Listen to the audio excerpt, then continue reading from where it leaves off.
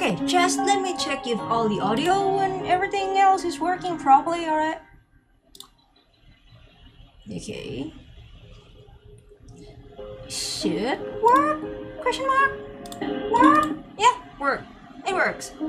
By the way, this is like my DAA Caleb-inspired looks and stuff.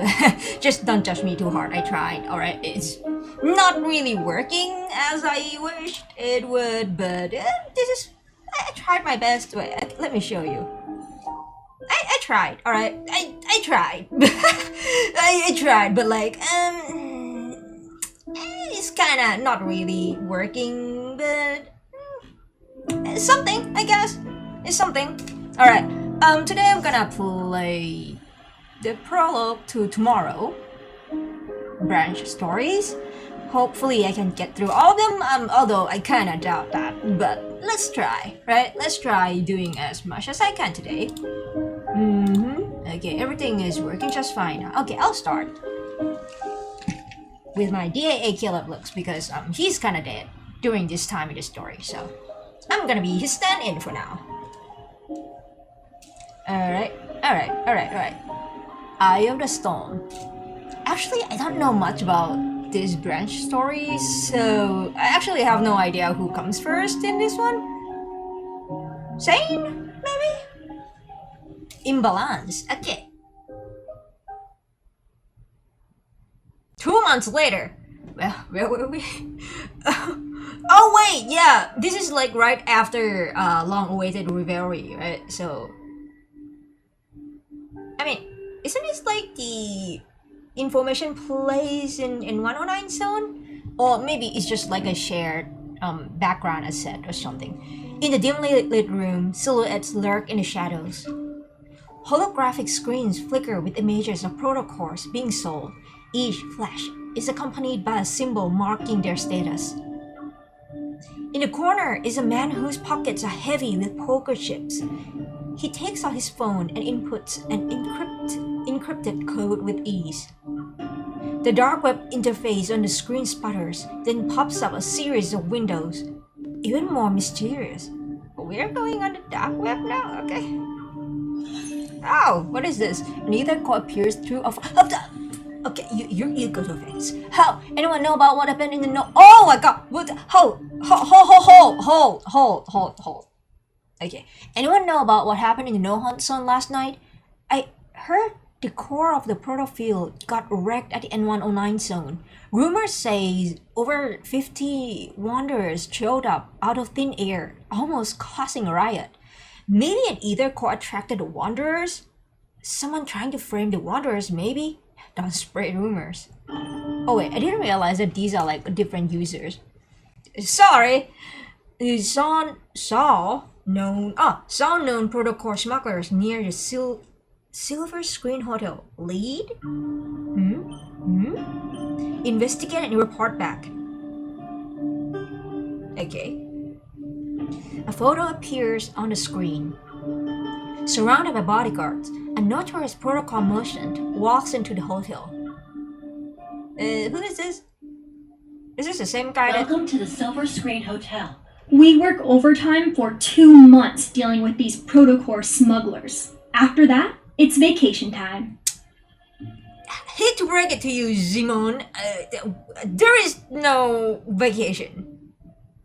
Also, I remember you from a New Year card. You still work overtime on the New Year. This workplace is not good, to be honest. They may say that like a hunter association is like, you know, reputable and stuff. Nah, man, yikes. Hopefully you guys get like hefty OT money and stuff. Several hidden bugs and cameras fall as Simon deactivates them. She brushes off the dust on her hands and casually tosses a transmitter into the corner. After Operation Ether Ordeal secretly started, this is our first mission together? Maybe? I actually don't know. I figured we'd have chances to work together since you are also here. But things have gotten hectic with mission after mission. Yeah, it's always hectic around the main character. You know, the aura is a bit too strong. Simone used to be in Unicorn's armament tech. She has the micro modification evo. Oh, cool. And ever since she increased my hunter firearms firing rate by twofold, we've got along well. Twofold? I haven't heard of that shit in the Orbits trials or like senior hunter contest. What do you mean? Can I get this too? Like, goddammit.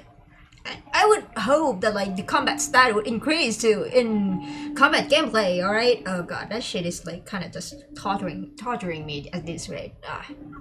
Yeah, Lincoln's been a mess lately. I wonder when things will settle down. In a few years? Or when the game is coming to an end? Probably? At least it's nothing compared to the N109 zone. Oh, that shit has always been a mess, huh? I heard you went in all by yourself 2 months ago. You made a mess out of Ani Kindness's protocore auction and left unscathed. You even managed to... Well, you know, there is a guy called, what is his name? Mr. Skaya? Who is like a fruit vendor merchant who helped her out. So, yeah, you know. She lowers her voice. Her tone is half teasing, half curious. You even managed to get your hands on a real ether core, right? About that, actually, there's one, but she didn't really get her hand on it. She got her heart with it. Hey, yeah, who told you about this? What you know about, like, isn't this shit supposed to be, like, secretive, the top secret NDA kind of shit? This is the first time I've heard about it.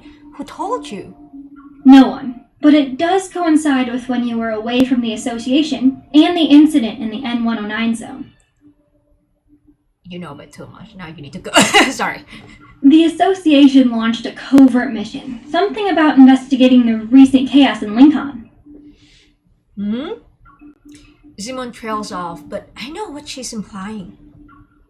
The operation is for the association's best. A few probably noticed something was unusual. Yeah, I know that she's like, I know the MC is like best of her class at graduation and stuff, but like, isn't she still quite a newbie? Relax. This is top secret stuff. There aren't even leaks, let alone whispers.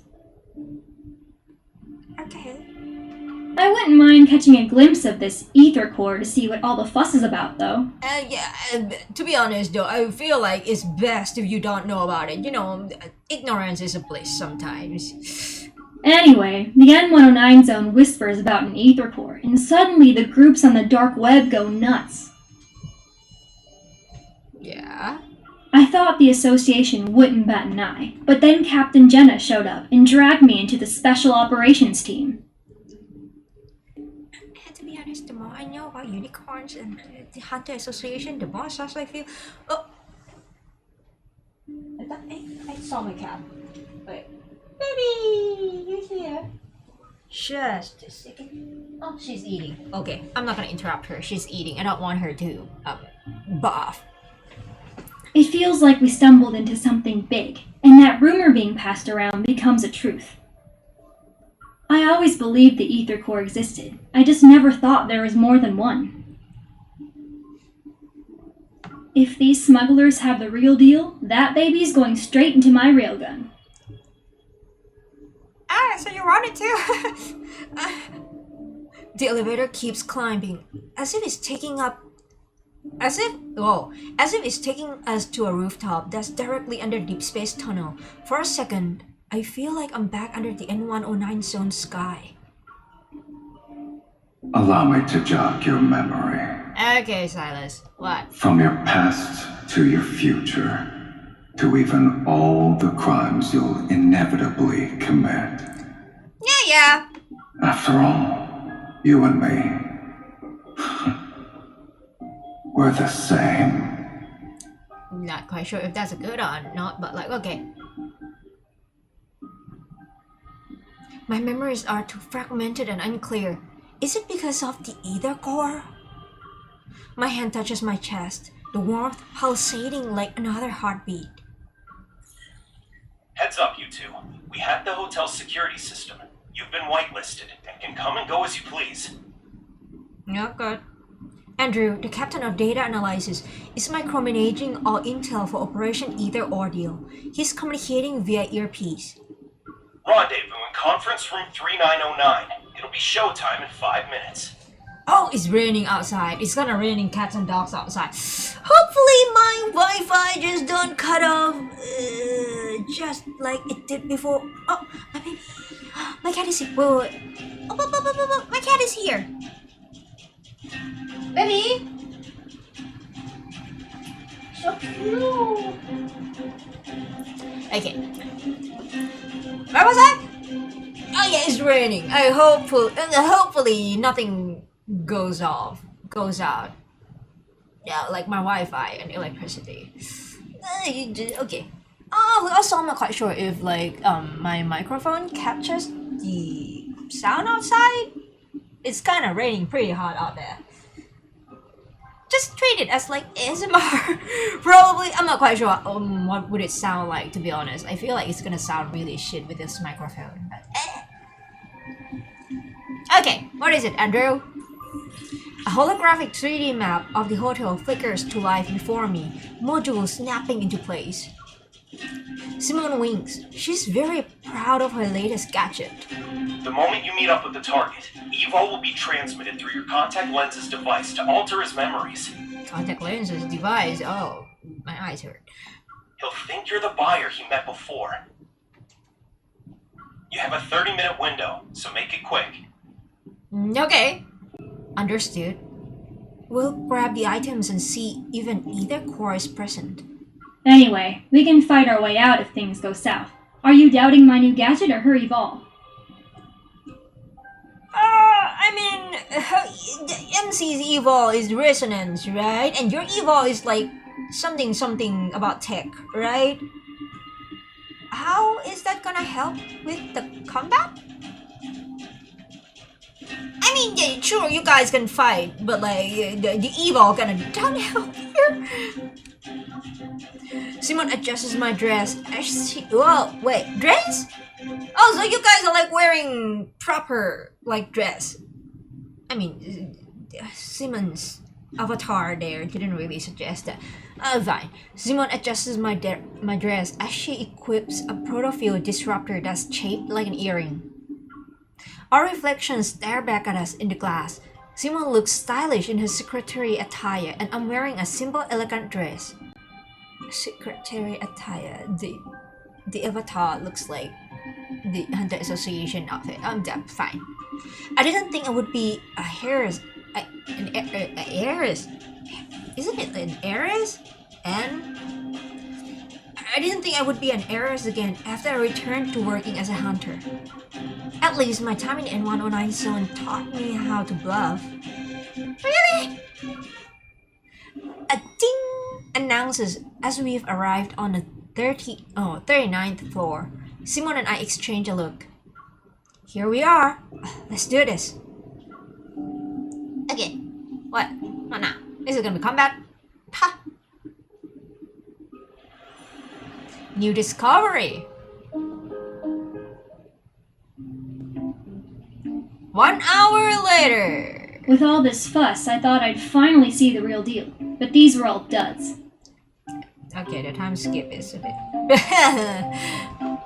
While we didn't get an ether core, the mission wasn't a waste of time. We have these modified protocols. The protocol smugglers are taken away and Simone and I return to the Hunters Association. Special authorization confirmed. Good job, everyone. Thanks, Otto. Do your weapons or gear need to be maintained or repaired? Put them on the table. And just between you and me, Hunters Hunted is serving a fancy meal tonight. Don't miss out. My cat is here. Ah, my baby is here. Look at this. The cutest little fluffy patootie.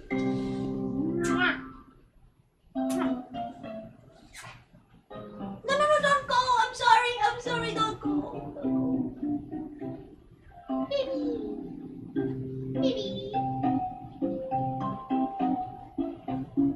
Okay, sleep. No, don't leave me. Stay here. Okay. Oh, so cute. Look at you. Yeah, my cat is so cute. Look at this. Ho ho.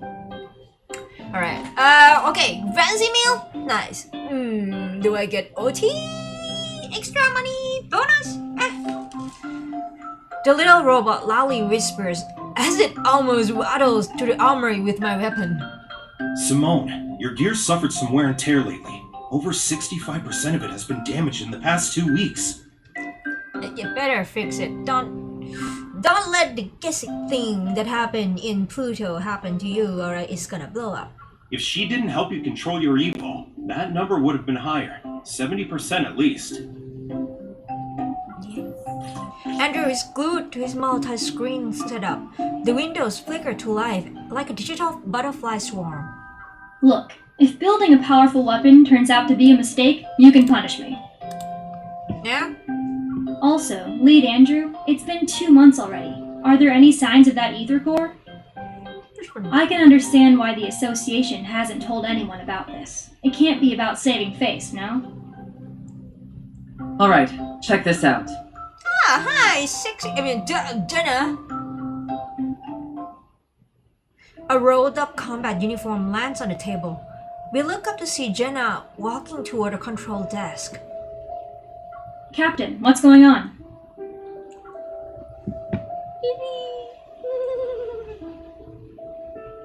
You wanna watch? Where is it? Where are you going? You wanna be in the box? Come on. I gotta join me here. Oh, got my back. Woo! Booyah! Okay, you need to tuck your tail down a bit. I don't wanna accidentally have that in my mouth. Wait, let me just. Acha. Okay, better. Okay, let me just take this out. I can't see anything. Oh. Okay. A weird yet familiar feeling pulls at my chest. I unfold the uniform. There lies a flat, round object I recognize. It's a hurt knave's head. What is it? Simone wrinkles her nose in disgust. Without missing a beat, she snatches a pen from Andrew's desk and uses it to push the hate away. She ignores the look on his face. How could I just leave a hate? Where's the protocol? Jenna finishes drinking her water and tears open a package. She takes out a bread roll. You still in the mood to eat? Because there was only the head. What do you mean? It showed up on Face Street without anything else. The protocore must still be in its body, but who knows where that is. Oh, you mean like just the head showed up? Okay. I mean, surely people just took it already, no? Okay. You wanna play? Oh god, you wanna play? So, already you can see something's not right here. Everything. Everyone casts their gazes on me. I slowly nod. I can sense a proto-curve. It's similar to the one I brought back from No Hunt Zone number 7 2 months ago, but there's more to it. Is it related to the ether core? Yes, we've detected a large beta protocurve on this head. Okay. That's a new fancy term. Captain, what's a beta protocurve? Jenna takes a moment to gather herself. She stands up and the control desk flickers a couple of times. A holographic 3D map is projected from it. Remember that incident last month? It occurred on the 8th at 9 a.m. Lincoln Bridge's main pier disappeared from the river for 20 minutes. Huh? Oh, the whole thing? Oh, that's crazy. And on the 14th at 3 a.m., rainbow mists appeared in Goldwood City. Specifically, they materialized in 6 districts within 4 seconds of one another. Okay. Then on the 29th, an incident occurred at 4:30 p.m.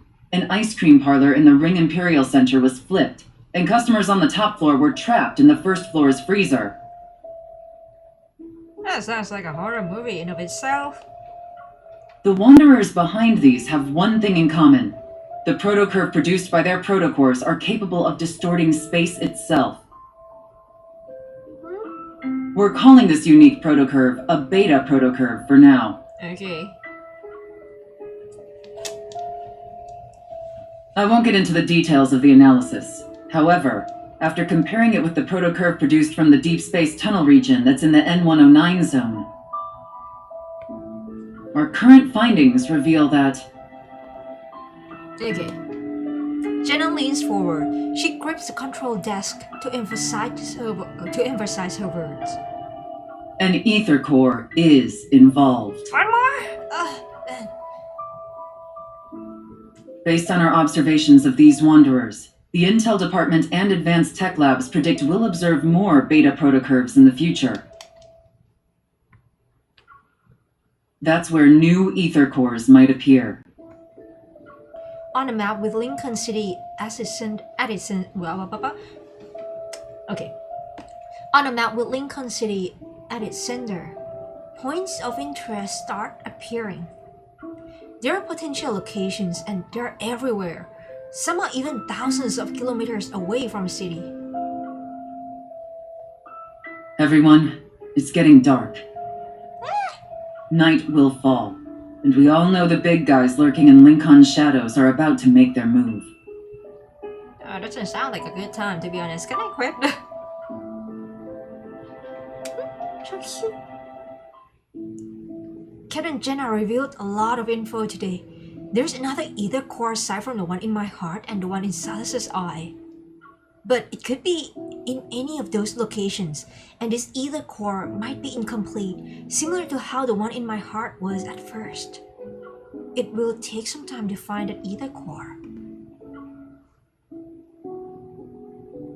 Our mission goes beyond just collecting ether cores.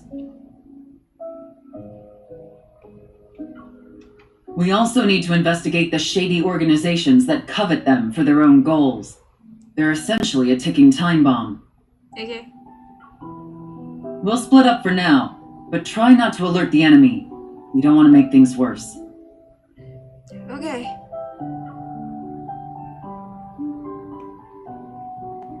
Wait, let me... Hey, I don't know what you went through in the N109 zone, but... This operation is a marathon, not a sprint. Don't be a hero every 5 seconds. Patience is key. Yeah, listen to your captain, bruh. I mean, to be honest, MC, you've been running and rushing at everything. I kinda get why, but like, oh my god. Also, not quite sure if I should change the lighting to this one. The other one kind of made me look really, really dead. I mean, sure, I'm trying to look like Caleb here, but like, I don't think looking dead is part of it. I just saw cat fluff flying past my eyes. But let me just... Do I go with this or this? Actually, I don't know. I'll use this one for now. I'll change later if I need to. Alright?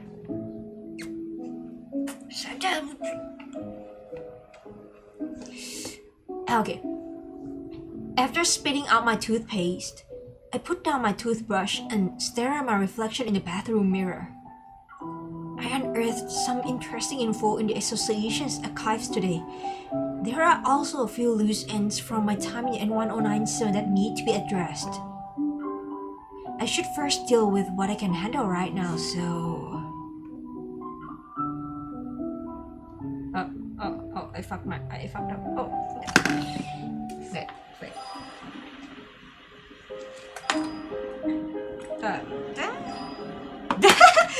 Wait, let me deal with my hair a bit.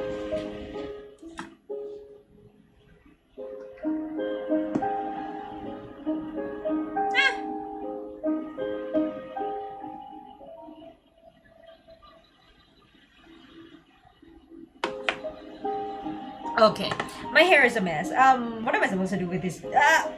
Okay.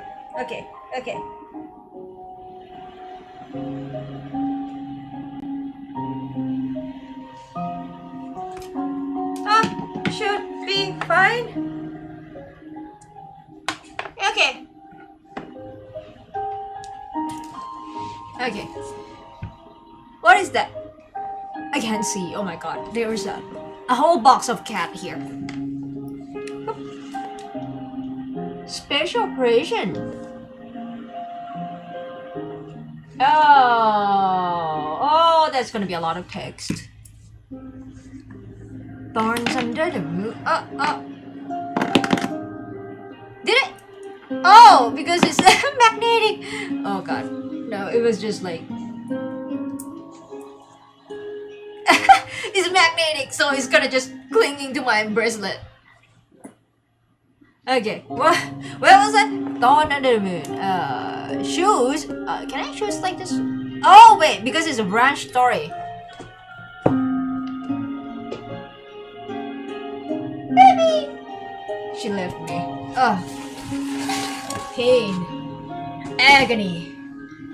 Okay, you know what? I'm gonna do Zayne's story first, just in case that like I ran out of time today and I need to stop streaming. I would at least know about Zayne's story, and I can do the main story update after. I don't know.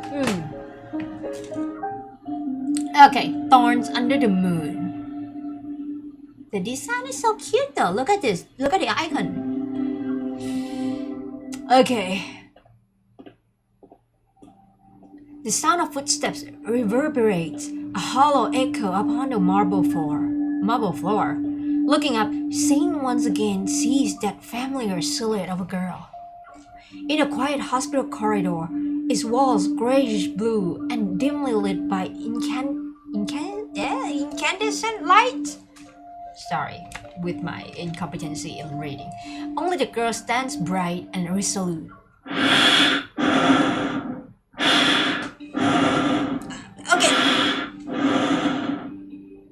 Okay, that's a bit loud, Zayne.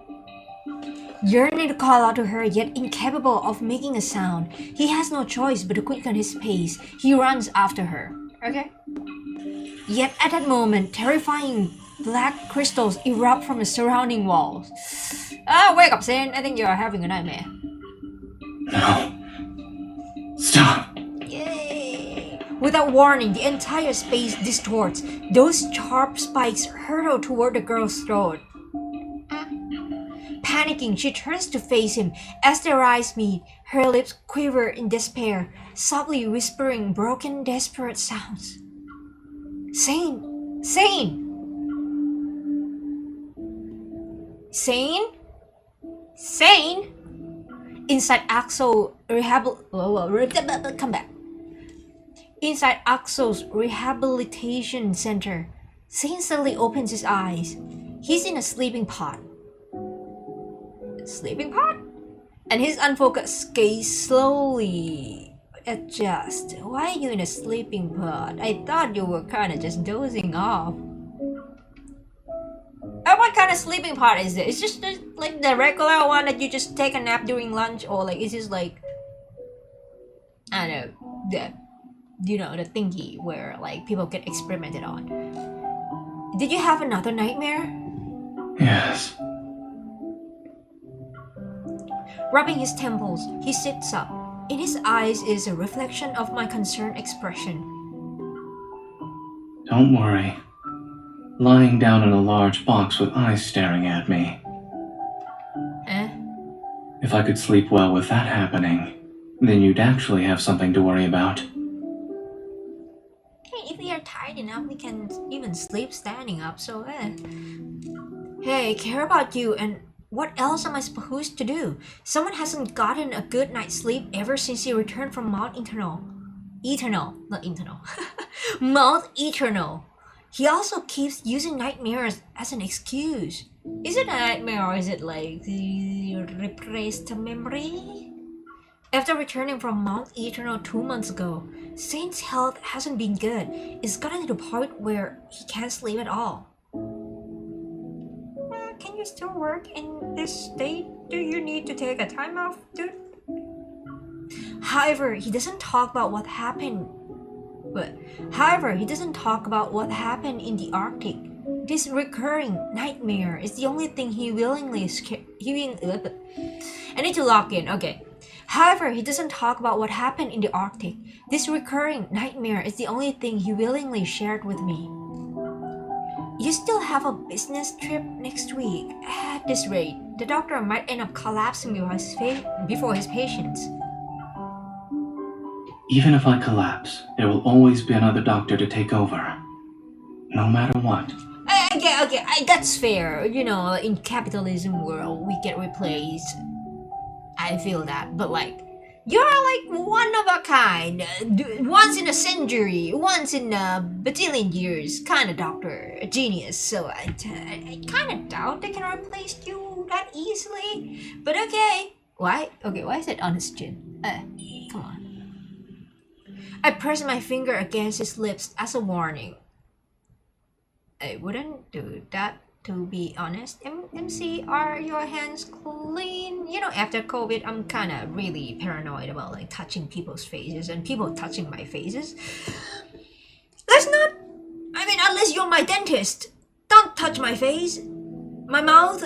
Oh, I mean, it's fair. I mean, this is a branch story, so I assume this is like in the usual OtomeGame, this is like choosing his route, right?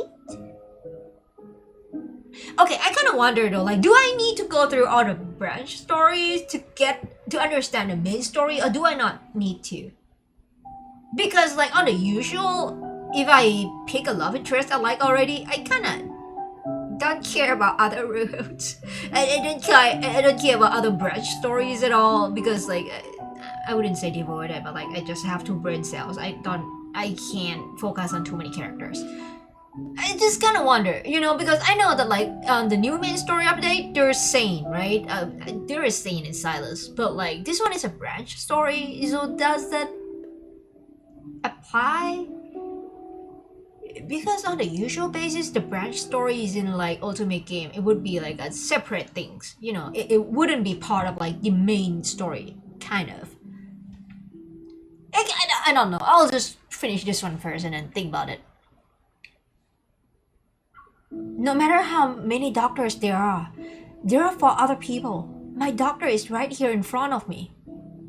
Yeah, this one is romantic. Is his route. Alright. I'll be careful and stay alive.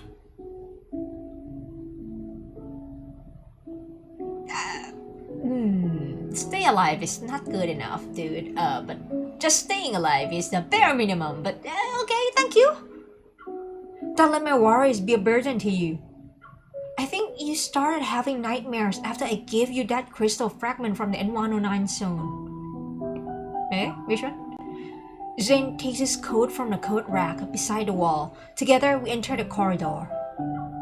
They aren't connected, so don't overthink it. It's just a coincidence.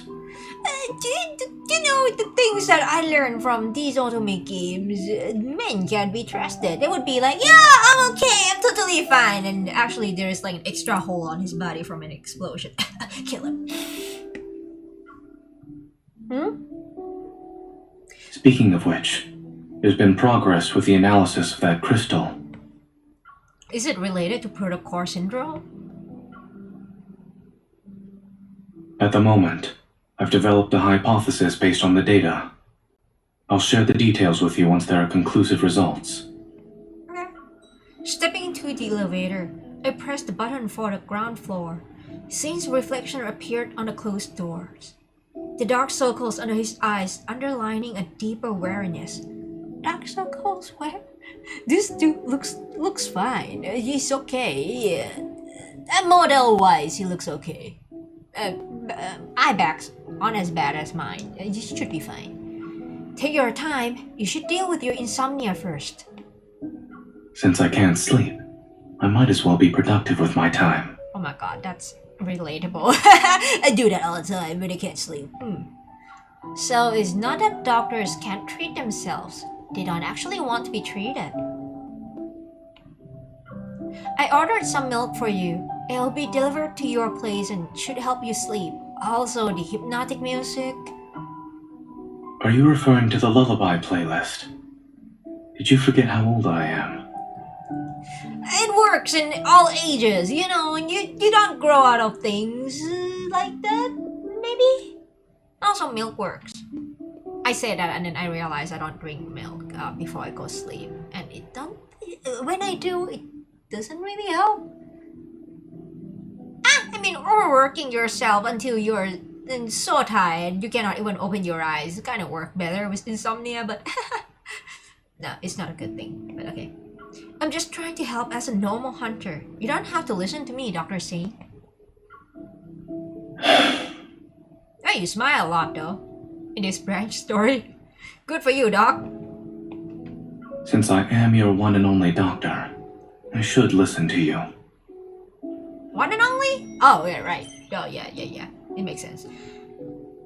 We step out of the elevator and my watch begins to ring. Someone's calling me. I gesture to Zayne and then move to the side to answer it.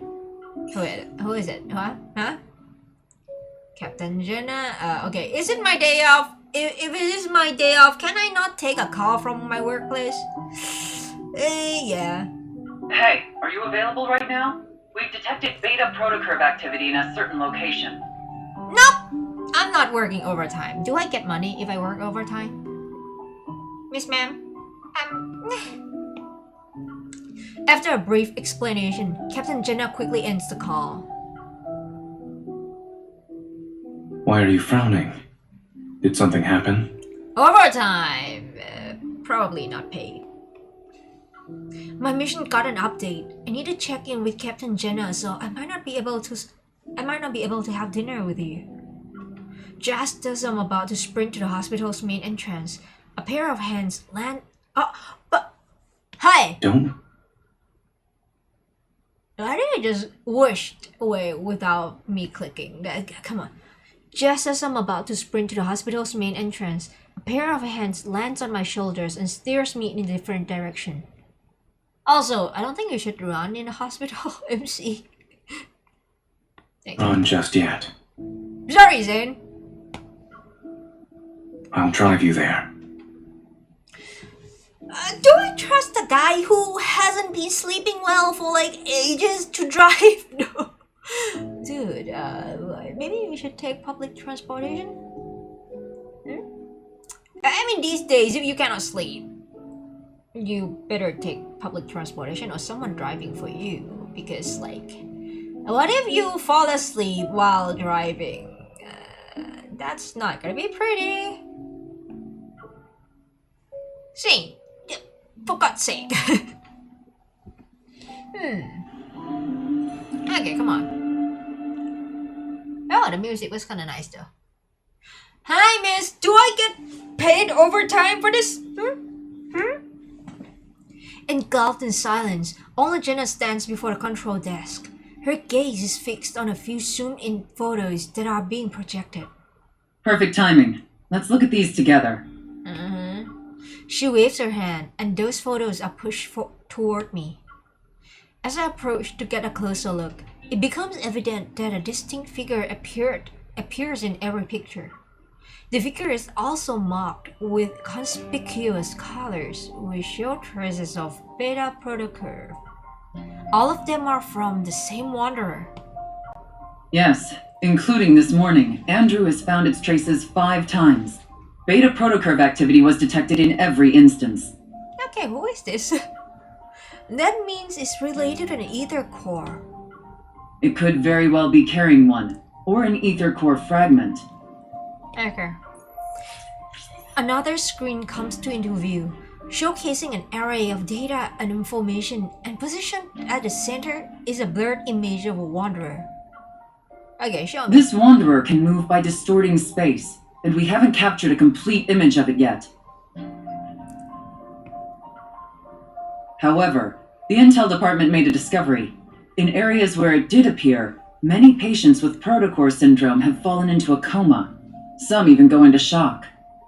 Then I don't think MC should go then. No? This girl is kind of like a person with protocore syndrome, sort of? No, I mean, not really. She has a protocore in her heart, but like, it's kind of different thing now, but like, do we risk it?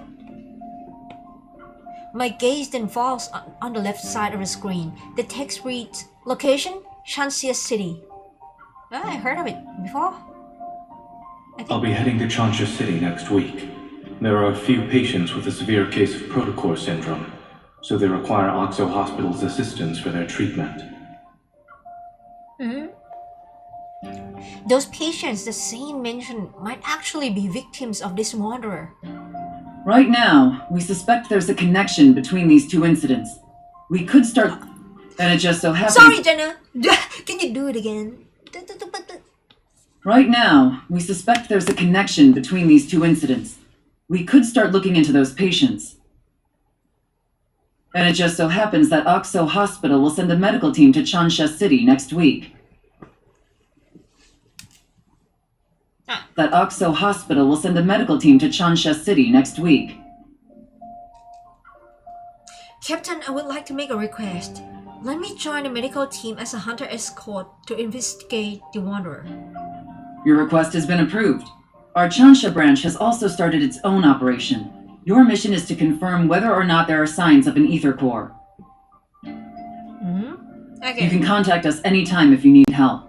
We'll be there to offer whatever assistance we can. Can I get better weapon? Huh?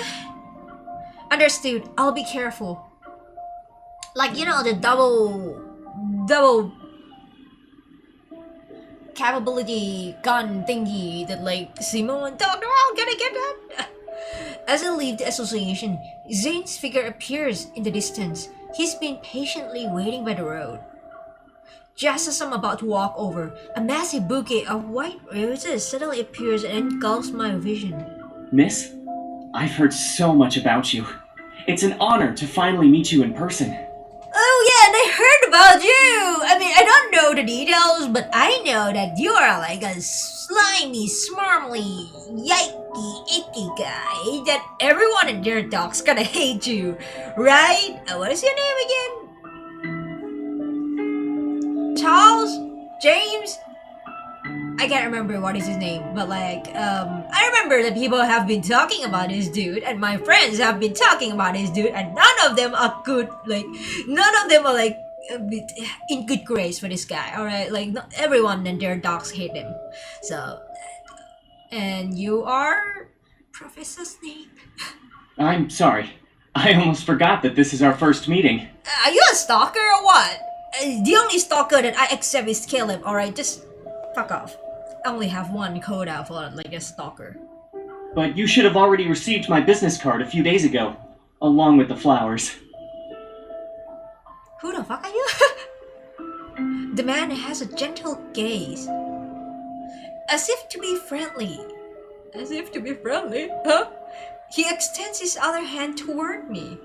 I'm Carter, from Xander Sciences. Oh yeah, Carter, not James, not Charles. Carter! From Xander Sciences. Xander Sciences. I heard about this somewhere before. I can't remember. Oh my god, my brain is not braining. Carter! I don't trust you. Just by the fact that everyone and their dogs hate you. I recall seeing a business card that had mysteriously appeared on my desk not too long ago. It was accompanied by attention-grabbing deliveries as well. Oh, those were from you?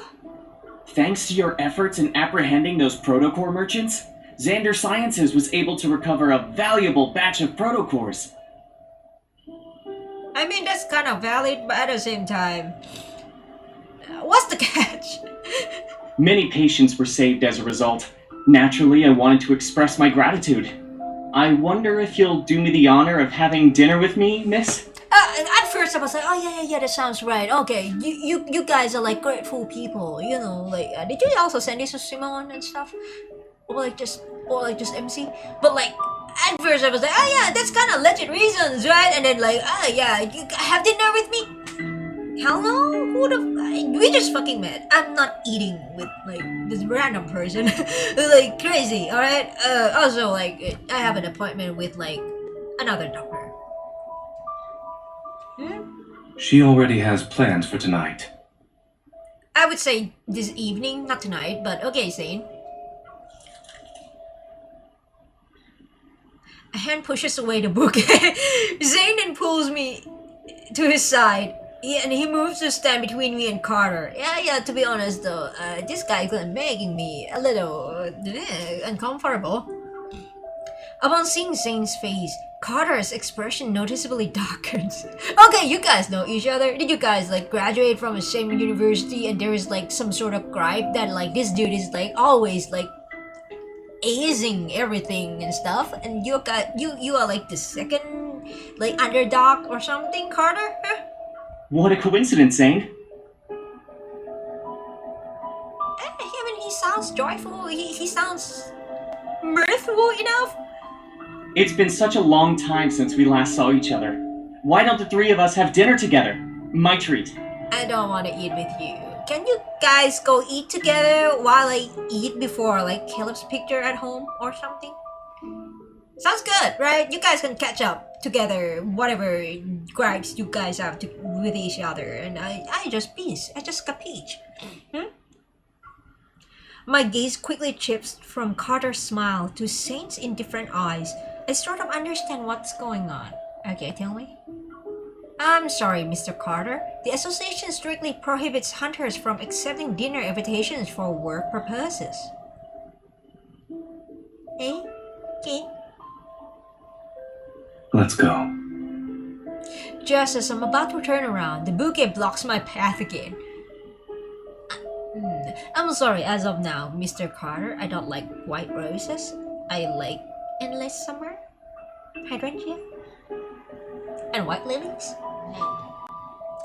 Can you take note of that and go back and fix it? I'm still not taking it though. I'm okay. Miss, I understand there are rules about not having dinner, but the flowers didn't do anything wrong, right? The only thing that is doing wrong is because it's from you and you're sus and you're I don't know, I don't trust you.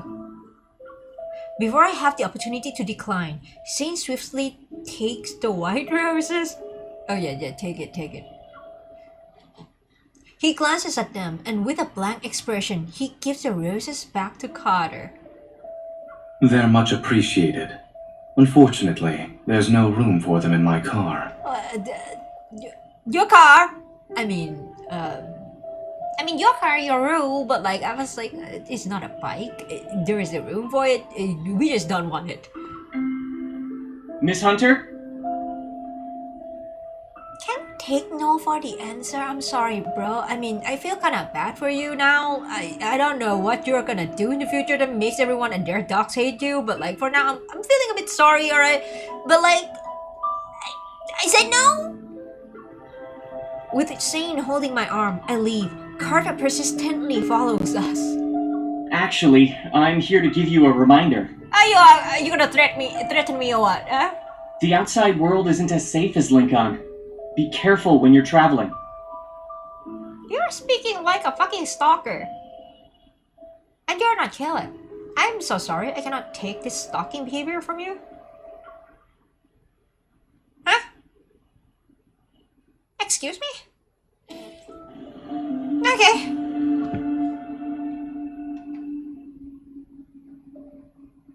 Seatbelt. You're kinda grumpy because you haven't slept in fucking bazillion years. You okay, Doc? Zayne turns the steering wheel and the car joins the stream of flowing traffic. That guy seems to know you pretty well. Are you acquainted with him? And Sanders Sciences. I feel like I've heard that name from somewhere. Yeah, me too. I was where the fuck did I hear it? Eh? Where? Alright. Your colleague praised you, saying there are things only the two of you can do. I'm very curious now. Two of you? Huh. Xander Sciences will provide you with the best staff, the best lab, and even the best treatment. Okay, Raymond, best lab, and you're still dead, no? Oh well. The person Raymond mentioned when we were at his place, that's Carter, right? Okay. We studied under the same professor. That's it. Oh, The paths we're walking are completely different. You mean Dr. Noah? Or like, is this like another person? You two aren't like-minded from what I can tell. I also feel like he's a stalker. I don't think he feels crazy. That is reserved for another person, but like, suspicious. A little suspicious? It was obvious he didn't show up just to invite me to dinner, and I can see you're very cautious around him. Is there bad blood between you two? You can tell me about it. Yeah, tell me about it so I can be careful about this random guy who just popped out of nowhere like fucking Daisy. It's not interesting. Just tell me. We're not gossiping about it. It doesn't need to be interesting. I just want to know. Zayne has bad blood with someone and he's very wary of him. Isn't that interesting already? Is he like trying to be you, or like copying you, copycatting you, or like something? Did he copy your thesis or what? You okay, Doc? The fact that he gave you roses is more than enough to put me on high alert. Oh yeah, this is Branch's story. We are kind of dating? Question mark? But when he told you to be careful while traveling, I doubt that was a simple, friendly reminder. It's a threat! Probably! Just as I'm about to tell Zayne about my trip, I think twice. I shake my head and smile. Maybe Carter was annoyed by how we were ignoring him. That's why he tried to scare us.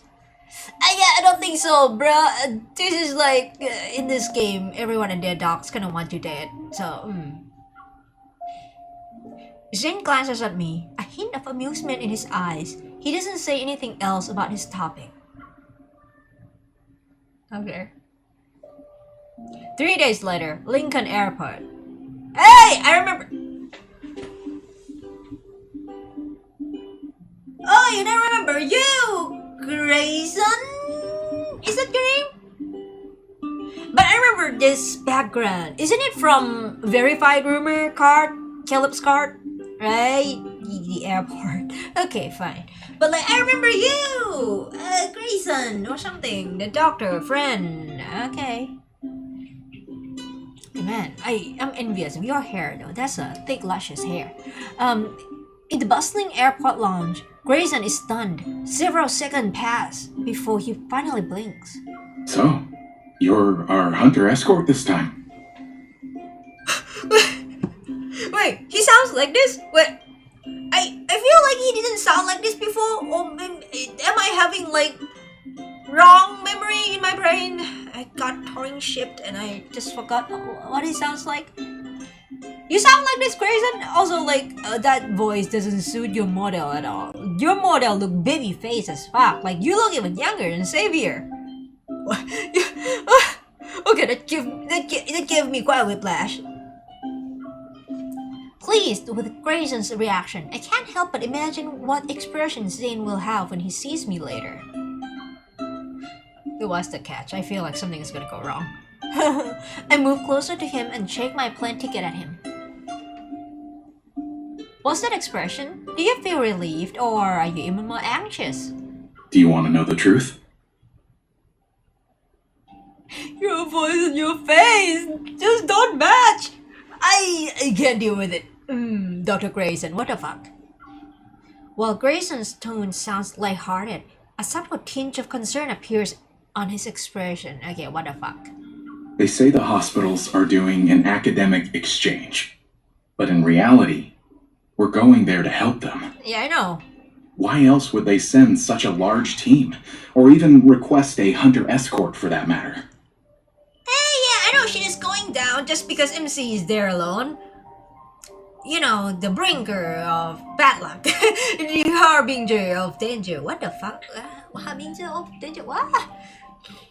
I don't know. Everywhere she goes, danger follows. Having seen fly all the way there, the situation must be pretty bad. Actually, the main problem is with one of the patients. Grayson lowers his voice and leans in closer. His biopsy results show that the crystals in his heart have a certain shape and structure that's different from the ones you'd see with protocore syndrome. Also, when he was admitted to the hospital, he caused a metaflux burst. He's about to turn into a fucking wanderer. Right? Oh, it's one of those cases, right? As if worried I wouldn't believe him, Grayson takes out his phone and shows me a video. This is not like top secret information stuff, right? Okay. My friend who works at Chancha Hospital sent me this. All the flux stabilizers in the ER went down. It was a mess. I feel like that person is about to turn into a wanderer bar. Yikes! In the video, the sound of an alarm fills the air and the lights flicker uncontrollably. Despite the shaky and blurred footage, the chaotic nature of the scene is unmistakable.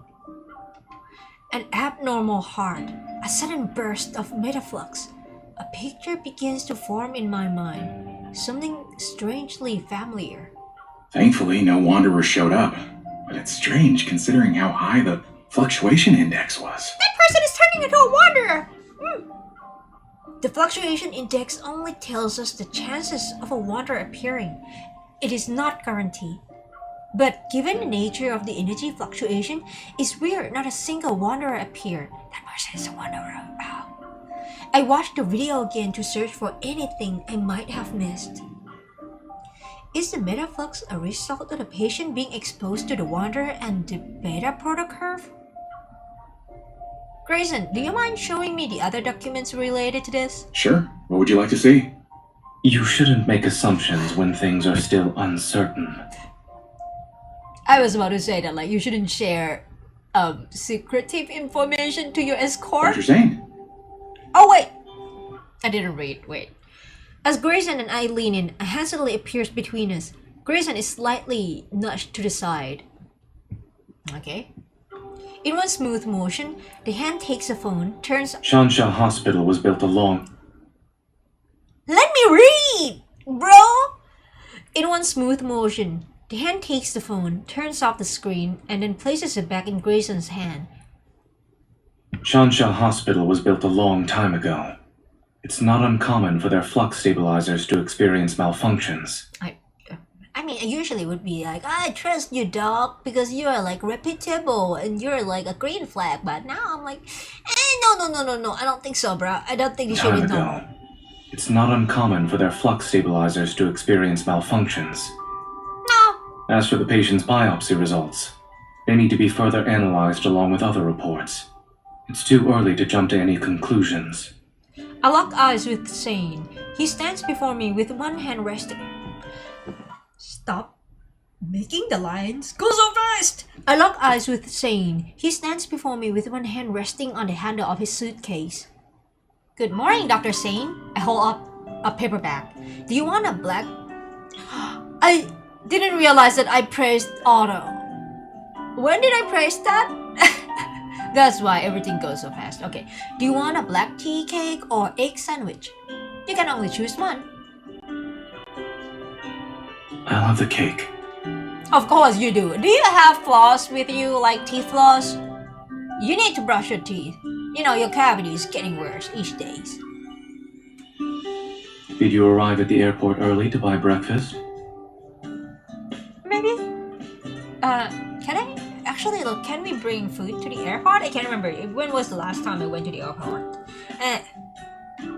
When did I ever say that? I retrieve my suitcase from behind a chair and proudly present my ID as a hunter escort to Zayne. Surprise! I feel like he's not gonna be happy about it. I mean, he's smiling, so maybe he's happy about it, okay? Contrary to my expectations, I see no traces of astonishment in Zayne's expression. Instead, he calmly hands me a hot latte. You mean hot milk?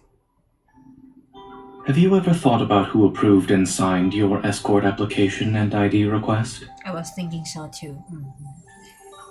It would be weird if he doesn't know who would be in the team, no? Also, hi, Bunny! I mean, hi, Hero! Hi, Bunny! Hi, Hero! Yeah, I'm in Zayne's branch store. story, I'm kind of confused though. Like, do I actually need to go through all the branch stories to get to the new main story update? Or is that not a requirement? Because like on the usual, the Otome games, usually we just need to do the main story and then we do the like each route, right? Sorry, we do each route, right? Oh my god, I'm gonna drop my mirror. I need to put it back. Wait. So like, I'm not quite sure if I need to do all the branch stories because it wouldn't make sense if like the branch stories affect the main story, right? Because the branch stories is kind of like, you know, it's kind of like where we pick one love interest already. Because in this one, it's kind of clear that like we and Zayne are an object. No? You can call me Bunny if you want. No, which one do you prefer though? Like, I usually call you Hero, but like sometimes I read your name and I was like, Bunny. Well, the branch stories are important. I really need them to do it so that like it's like other Otome games where it's like, you know, you pick one love interest and we go with it. Because like there are like 5 love interests. At some point my brain is gonna burst with all the information they're feeding us. And also it feels so weird because like I only made one character and now in this one it's kind of like MC is dating Zayne. I feel so weird. Like, I'm like, yeah? I honestly don't mind people call me either one, Lamau, okay? Okay, I'll call you either one based on my brain that day. But yeah, I don't know, man. Branch stories, it kind of weirds me out a bit. I don't know. When like the character that I don't main kind of just starting acting like we're dating and stuff, and I'm like, huh? By the way, let me show you first. I'm kind of Caleb-inspired looks today, sort of. I don't know. It doesn't really work, but there is a hoodie. There is a hoodie, and there is another hoodie. I don't know. I tried, but like, it doesn't really work. There is also like the necklace, I guess. But okay, let's go back. Lama, well, with the branch stories are a little confusing, but I like to think that we are like on friendly terms with each dude. Yeah, I'll try to think so, but like Zayne's reaction to like this whole thing is so different from his usual demeanor, like in the main story. So I'm kind of here like, are we that close? Are we dating or what? Like dude kind of got a bit jealous when Carter, the other doctor guy, came up to us and gave us like white roses and stuff, and I was like, are we dating or what? Kind of giving me weird feeling because I'm like, oh, we're not dating. Zayne is a tsundere. To be honest, I feel like he is quite straightforward with his feeling when he actually accepted it. I don't know. I'm not saying mean. I may be just like spewing bullshit out of my mouth right now. But yeah, I mean, Zayne is good, but it just feels weird to me because like I don't mean him. And now I'm like, are we dating or what? The branch story is gonna confuse me because if the branch stories matter to the main story, what's the point of making it a branch story? Right? Like it could have just been like part of the main story, if that makes sense. Like, does it make sense to you? Like, imagine if you are like just a person who made just one character and you just want to exclusively go for that character. It would be really messed up if like all the branch stories where you're like romantically related to the other guys are like very important to the main story. So I'm kind of just like, okay, well, it is part of the main story. But you see my point, right? Like, if it's part of the main story, we should be more neutral toward these guys. But I can understand that like at this point, like in the game, we should get something that is like a romance in the main story, kind of. I don't know. Man, I don't know. The flight takes several hours. Eventually, the plane lands at Chanxia Airport. Boarding the shuttle sent by Chanxia Hospital, the medical team immediately heads to the destination. The chief of surgery, his hair already starting to gray, exchanges pleasantries with Zayne before quickly delving into a discussion of our patient. They're on ECMO. After the open heart surgery, adhesions began to develop. And this morning, we saw the crystals spreading. They're very close to the lungs now. Oof. Then we'll have to perform surgery as soon as possible. Okay. Zayne quickly flips through the patient's medical record while putting marks on the paper. Crystal extraction is already a complex procedure. Those adhesions, we're worried the patient won't be in a stable condition while under anesthesia. So what? This is our only option. We must perform the surgery. It's okay, we have like a genius guy here, right? I mean, if he can't do it, then goodbye, patient. Let's reassess the patient's health and proceed once his physical condition allows it. Okay. A few hours later, the surgical lights are turned on in the operating room. The rhythmic sounds of medical equipment reverberate. Led by Zayne, a team of medical staff focuses on the surgery at hand. Let me read chat a bit. Yeah, but at this stage, the men don't really know each other besides Zayne and Caleb. Yeah, I know, but like, it's not about like the relationship among the love interest, but like the relationship between the love interest and MC for me, because it feels weird. Because like, I don't know, like suddenly we're like in love or what, you know, and like it makes sense if you were like actively like reading cards from all the love interest and like, you know, liking all the love interest kind of. But like if you just main one character, it feels really off when you're suddenly thrown in the situation where like the part of the main story, they are kind of like interacting like they are dating, and I'm like so the stories are like us meeting each guy separately during the same timeline. Yeah, but like if that's the case, it would be like any other Otome games, right? But like if that's the case, then these stories shouldn't really affect the main story per se.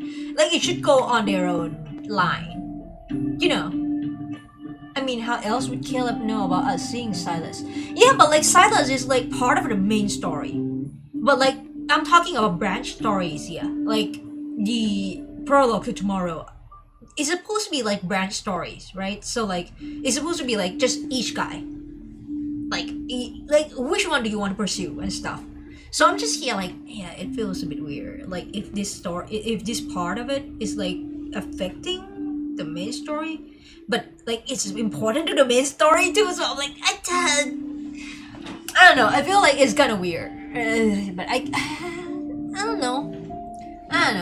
I mean, maybe people are like okay with it. It's just kind of weird for me that like we have to go through all the routes of the of all love interest just to know a story that affect the main story. It's more like a filler. But like it would affect like the relationship progress too, no? So I'm just here like okay. The the branch stories is just the MC getting a feel for each guy before deciding on one. It would make sense. So like, to be honest, if that's the case, then after this branch story, like this set of branch stories, the next one should be like where it's like totally separated, where it's like you go into like specific routes. That's just like my opinion, because like how else are we gonna deal with this dude? Imagine like if you just want to like one character and you have to go to all 5 just to get like just to understand the main story. That's kind of messy as hell. I don't know.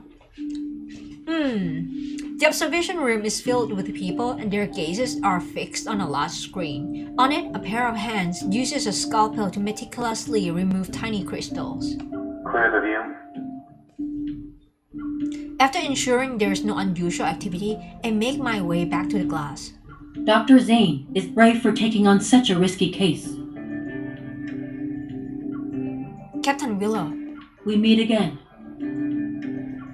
During my previous visit to Shanxia City, we worked together. After exchanging formalities, she shows me the updated data. In a matter of seconds, the record of a wanderer's recent activities appears on my watch's built-in 3D map. It managed to traverse the entire city in 5 minutes. I've never seen a wanderer move that fast before. Teleportation?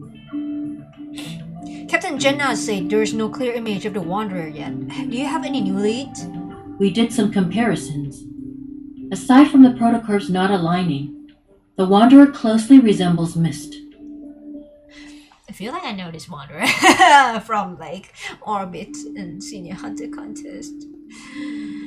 Oh no. But if you look at all the data, the traits this wanderer exhibits are different from the Mists I've seen. Yeah. I don't know what got into it, and how it managed to hide so well. Perhaps the Ether Core made it mutate or something. Suddenly discussion erupts next to us. It draws my and Willow's attention to the screen. What? What is it now? A scale-like tiny crystal is slowly being peeled away from the edge of a blood vessel. Oh. Surgeons have some steady hands, huh? I don't say that. I feel like when someone says that, some shit is about to happen to that hand. That crystal. It's exactly like the ones on the monsters in the N109 zone. I said it! That this person is turning into a fucking wanderer. Zayne must have noticed it too. Regaining my composure, I immediately look at him. Under the surgical cap, his eyes remain calm and focused. He continues with the procedure until the crystal is placed onto the surgical tray. Does it look alright on the ultrasound? Yes, it came up. Any bleeding? No. Let's wrap it up. I mean, if it's like, if that person is turning into a wanderer, would like surgically just remove the crystals help? They're not gonna blame Zayne on it if this person still turned to a wanderer, right? Applause erupts throughout the observation room and relief washes over me. Yeah, I feel like shit is gonna go wrong. However, I feel a strange, unusual tremor in my chest. Something is rapidly expanding. Oh, the music changes too. May the flux. Fucking hell, may the fucking hell. The alarm from the flux stabilizers resound throughout the entire operating room. Captain Willow and I exchange a look and immediately get to work. She starts evacuating the spectators while I run to the intercom. Zayne, a wanderer is about to appear. You need to move. Dr. Zayne, the patient's blood pressure is dropping. Motherfucker! Increase the adrenaline to 0.1 micrograms. Not that person! Zayne? Keep your hands away from that person. I just don't want the thing. You know, the thing, the movie, the thing scene to happen to you. Your hands are precious, alright? The alarm becomes louder. I immediately pull out my gun and aim at the area where the energy fluctuation has peaked. It's a person, it's a patient. The faint energy fluctuation dissipates, yet the tremors I feel in my chest show no signs of subsiding. Zayne, you need to leave, or else it'll be too late. The patient's vitals are unstable. Moving them isn't feasible right now. That is not how to be normal, bro! Self-preservation! I mean, I think it's like part of doctor code conduct something, right? That like if something happened, if like a disaster and stuff happened, you still have to take care of the patient? Through the glass, Zayne looks at me. His gaze as calm as ever. Can you suppress the accumulating metaflux with your evil? Can I? I meet Zayne's gaze. That carries a subtle attempt to comfort me. My attention turns to Grayson and the others who are visibly worried. They wait for my response. I'll do my best. Give me 5 minutes. Let's continue. 5 minutes? That's even longer than like the combat in this game. You're asking a bit much, Zayne. Bruh. Is the next one combat or what? It's not. Do we have combat in the branch story? Wait, let me read. I'm sure it all makes sense later. I hope so, because like right now it's not really making sense to me if we need to know all the branch stories first, which is like basically like love interest, it's separated routes before getting to know the main story, because that's kind of convoluted to me. I don't know. Battle PTSD kicks in. Man, I hate battle in this game so much. You don't understand. I'm punching walls. Yeah, oh yeah. You mean yeah to the medical stuff, contact stuff?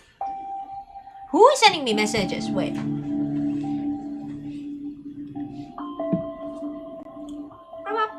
Okay, who is it?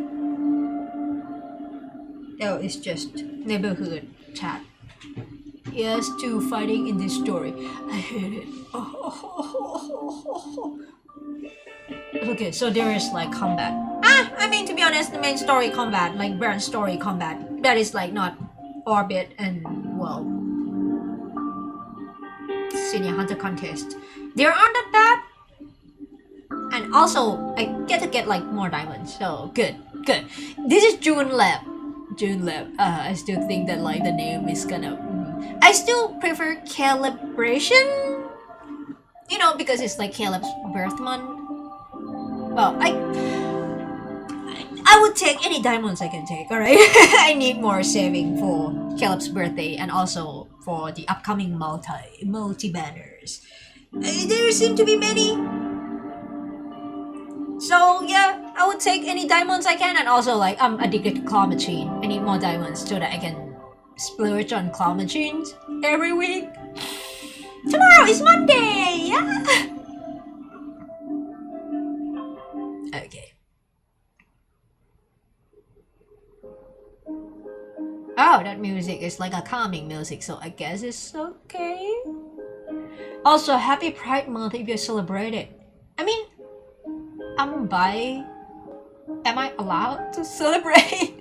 I mean, happy Pride Month to like you guys too. To everyone. Right? Yes? I don't know, sometimes people were like, no, bi kinda don't count. So I'm like, do I? I don't know. But yeah.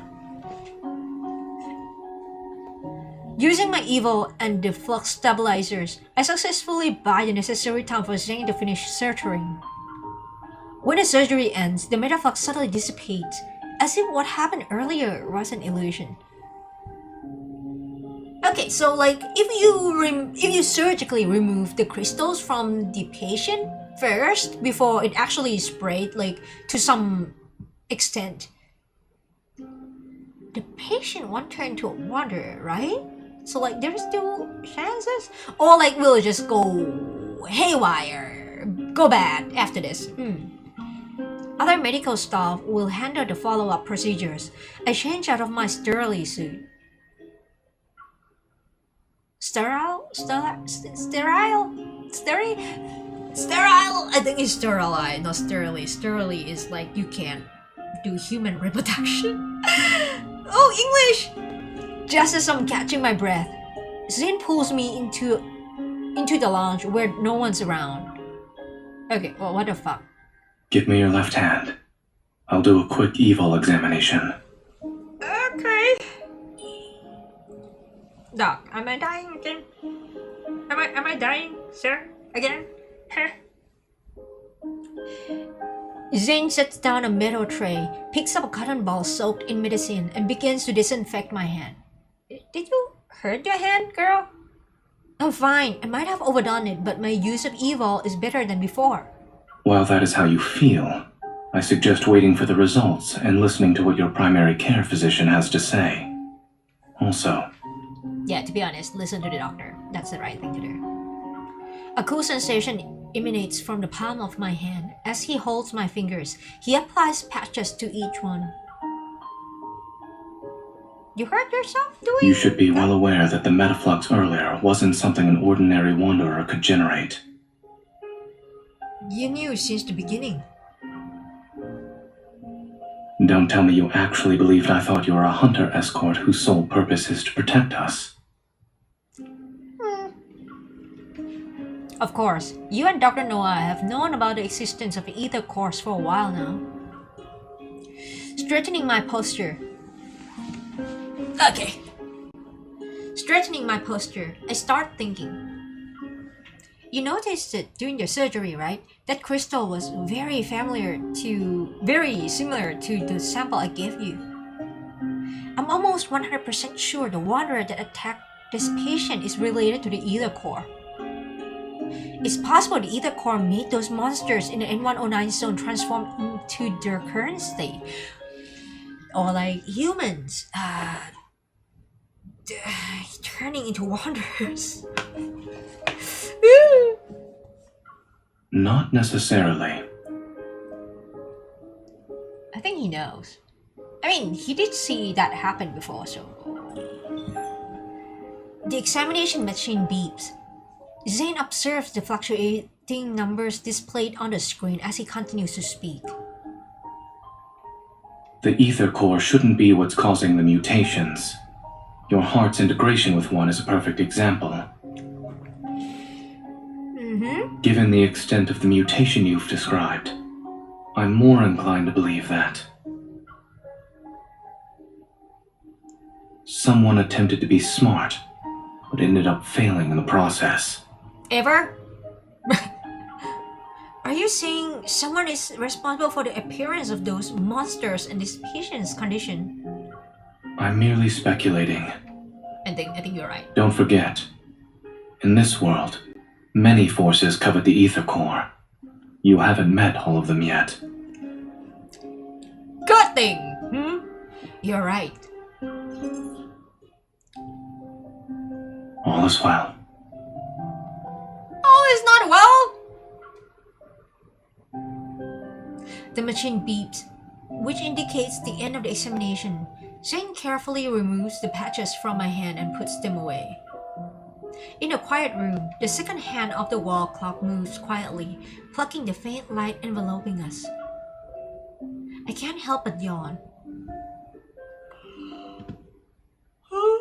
To be honest, I haven't slept that well in the past week either, so...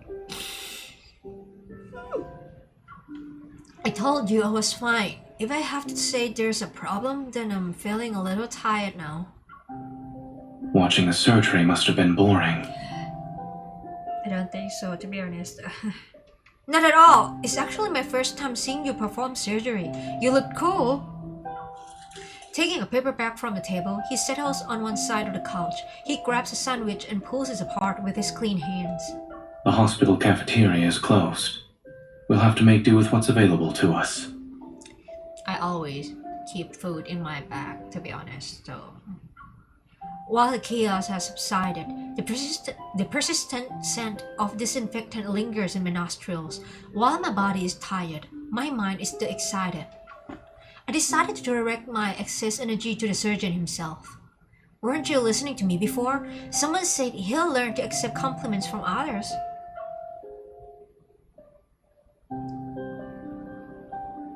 I accept your compliment.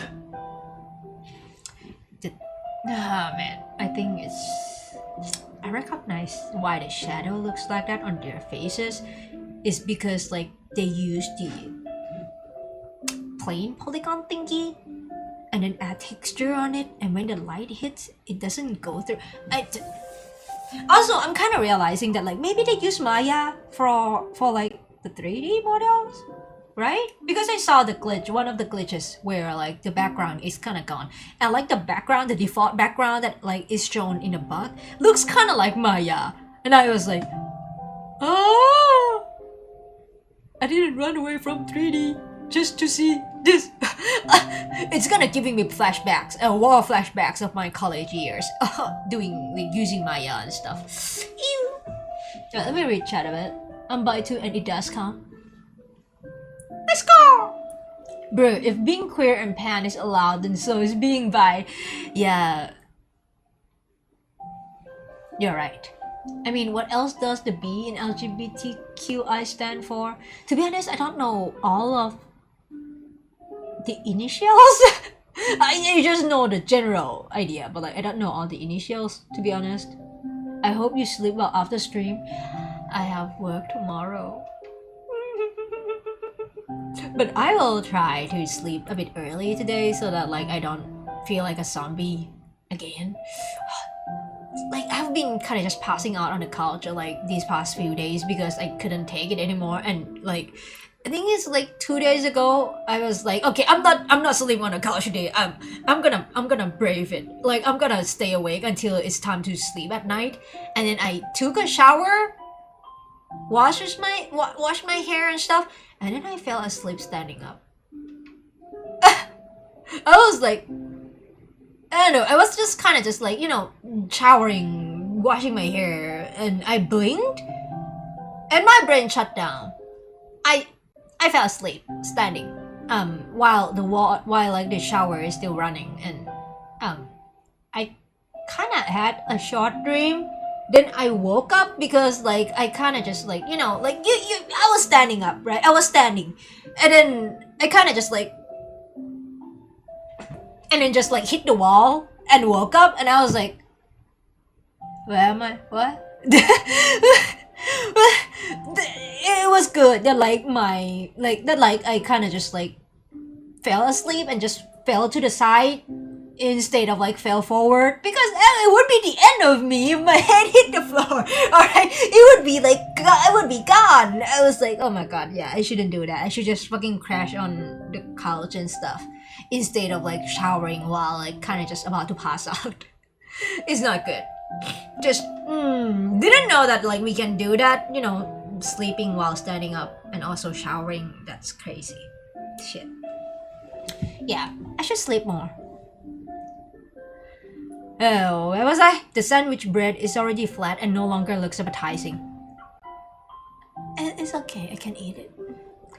With the finest of a seasoned chef, Zayne lifts the bread and removes the greasy bacon. I want a greasy bacon. That's why my cholesterol level is always like through the roof. He then proceeds to discard the wilted lettuce, leaving only the ham slices, red cabbage, and shredded pork that have withstood the test of time. What kind of sandwich is this? This is not like 7-Eleven sandwich, right? Because like there seem to be a lot of stuff in it. Is it like homemade? Is it like freshly made and stuff? And that's why they kinda just like all the ingredients kinda just wilted away during the few hours wait. Today will be very memorable for me. Not only did I see you perform surgery for the first time, but I also had the privilege of observing a sandwich undergo surgery. I've just removed the parts that experienced excessive nutrient loss and would have impacted digestion. Is that bad? Is nutrition one of the things you research? Is there anything Dr. Zayne can't master? I have to admit that when it comes to accepting compliments, I'm not very good in front of you. Zayne, you deserve compliments, bruh. Also, like, you are like the greenest flag in this whole entire franchise. You're a good person. Accept the compliment. I'm shoving that down your throat, alright? There is no but. Wait, let me read chat away. Okay, L, lesbian, G, gay, B, bisexual, T, trans, Q, queer, I, intersex. Plus is for the rest. Oh, yeah, I think I knew all of them except like I, intersex. So, yeah. And plus, yeah, I understand. Yeah. So my knowledge is not that bad. Minus the little bit that I didn't know. I suppose there's a chance for you to teach me in person. About a compliment? Yeah, I can shower you with a compliment, but it's platonic. Fine? Yeah. Looking at me with a meaningful expression, Zayne places the surgery-affected sandwich into my hand. He then pulls out his phone.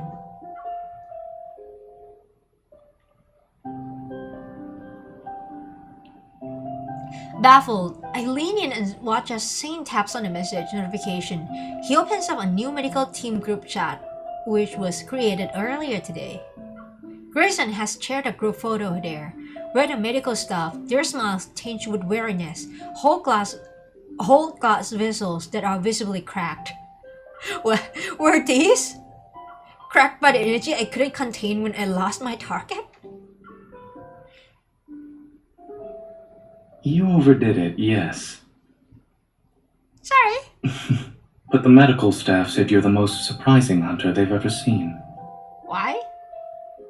They don't need to go that far.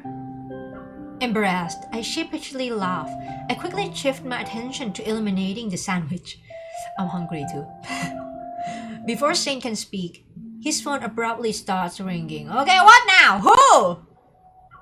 Did you eat? Wait, you should eat first, Zayne. Hello? Is the patient dead? I have a bad feeling. Oh, I like this music though. Upon hearing the voice on the other end, Zayne freezes. Surprise appears on his face. The patient woke up? The patient is about to turn into the wanderer. Kill it with fire. I'm sorry. Okay? Wait, where is it? Sorry, I'm messing with my hair so much today. This is not a good hair day for me. my lips feel a bit dry. Wait.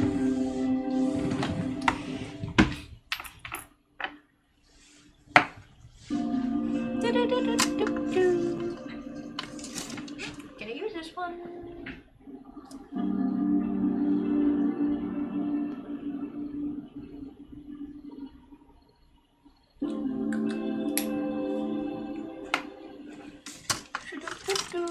Just a minute.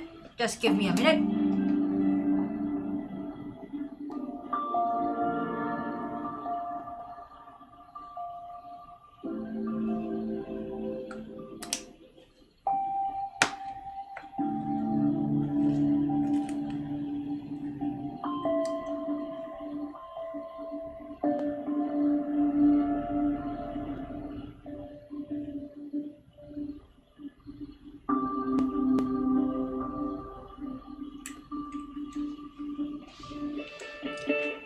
Don't worry, you're still pretty.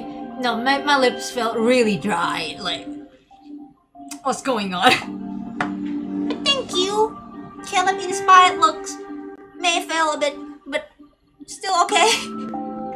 There's this thing too. Like, it's a lemon hairband that I just got. It's so cute. I don't know. It's just so cute.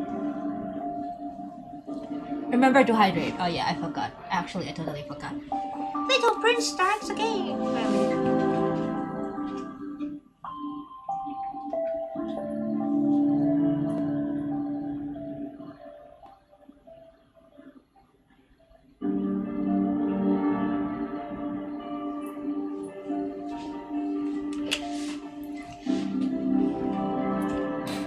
Okay.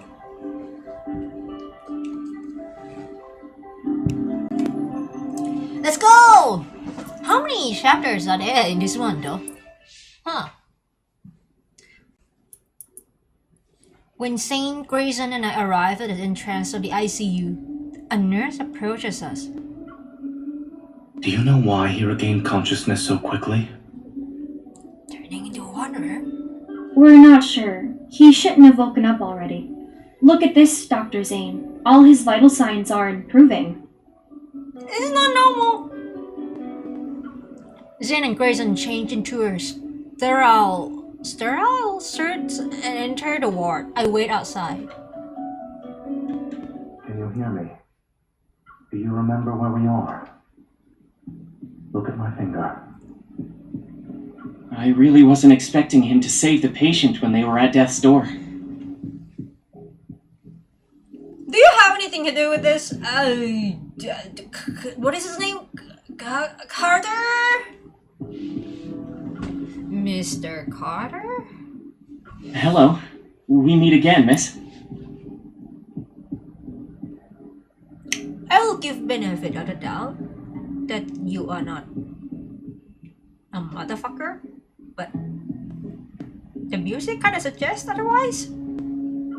With the sudden appearance of Carter, I cautiously step to the side. However, he greets me with a smile. He raises both of his hands. You better keep your hands up in the air, alright? I'm shooting. Don't get the wrong idea. I wasn't following you. I didn't say a word. I didn't say that you were following me.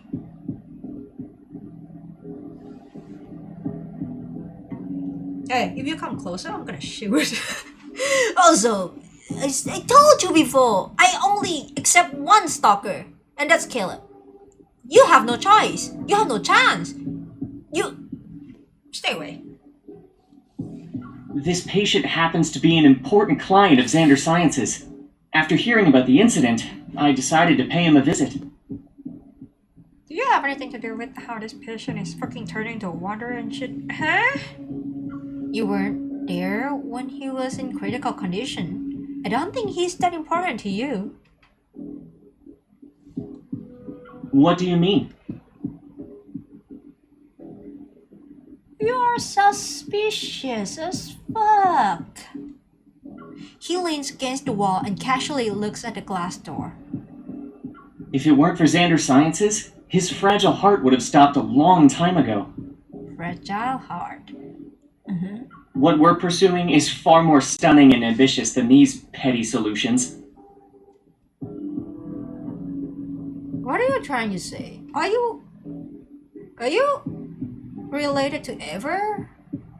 Trying to find eternal life and shit? Is that so?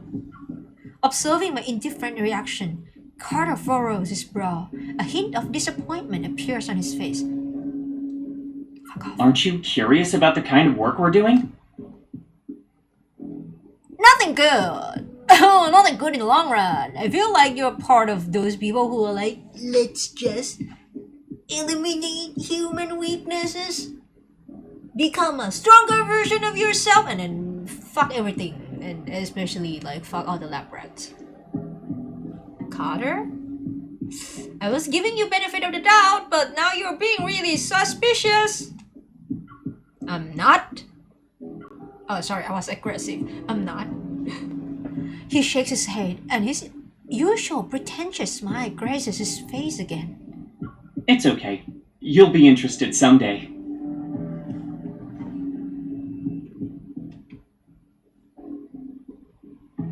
What in the fucking nice guy, right? Like, this vibe is this? Ugh. After all, only Xander Sciences can provide answers to the questions about your heart. So you know about her. You're really a fucking stalker. Back off! I have Caleb! Jesus fuck!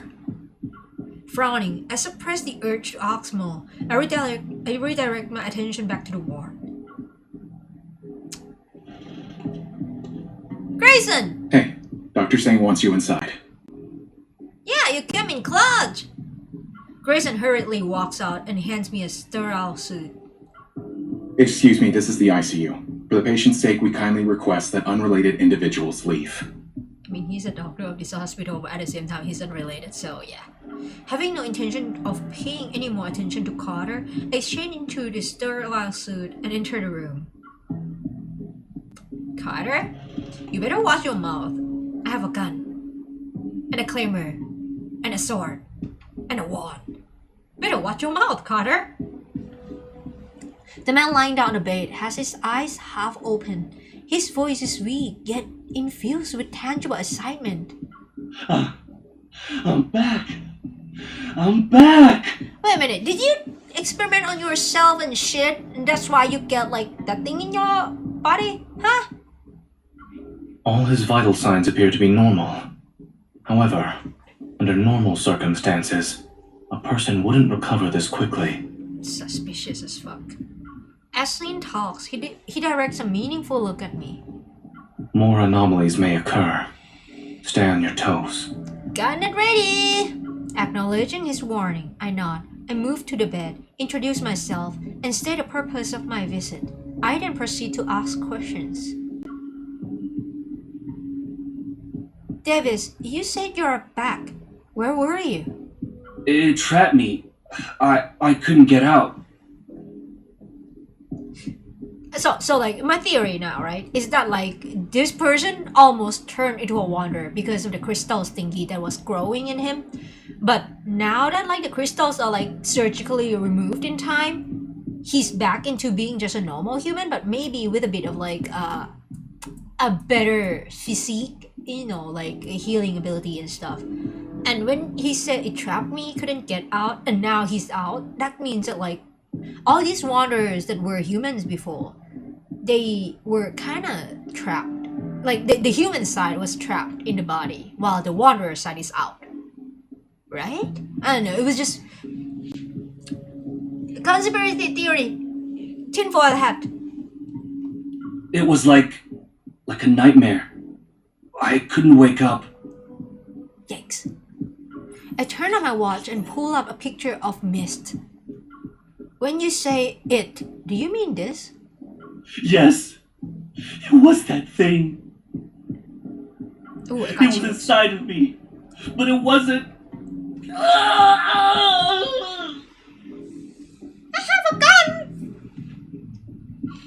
Oh! Suddenly the vital signs monitor starts beeping loudly. The man in the bed begins convulsing as if something started choking him. Metaflux! Zayne! I quickly pull out my gun and sense a more intense fluctuation. It surges and engulfs the entire room instantly. Grayson, transfer the patient to another room and prepare for resuscitation. Unexpectedly, a rift appears and reveals a shadowy figure of a wanderer. Moving myself to the front of the bed, I point my gun at the wanderer. However, it disappears in a blink of an eye. A second later, it materializes like a phantom in another location. Hey, behind you! Evading a slash, I aim my gun at the center of fluctuation. However, a tremor overwhelms my chest. I barely feel any pain. Only a dense white fog surges before me and obscures my vision. The ward dissipates as if my surroundings are transforming into another realm. The last thing I see is Zayne rushing toward me. Zayne, watch out! Is the wanderer kind of just like jumping, like hopping between hosts and stuff? Like, you know, like kind of just like, because like MC also has like an ether core in her heart, like a portal core in her heart, and like the patient has like crystals growing on him, and that's why like this wanderer can jump here. I don't know. Shite. Wait, let me read a bit. The sus doctor. Sir, you need to back up. Carter, back off. Oh wait, let me. Just let me check this a bit.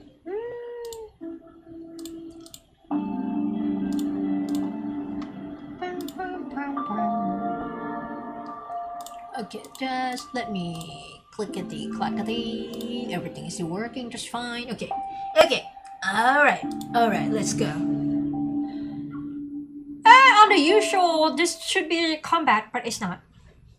It feels as though my body is plummeting into a thick fog. This sensation of weightlessness threatens to push my heartbeat out of my chest.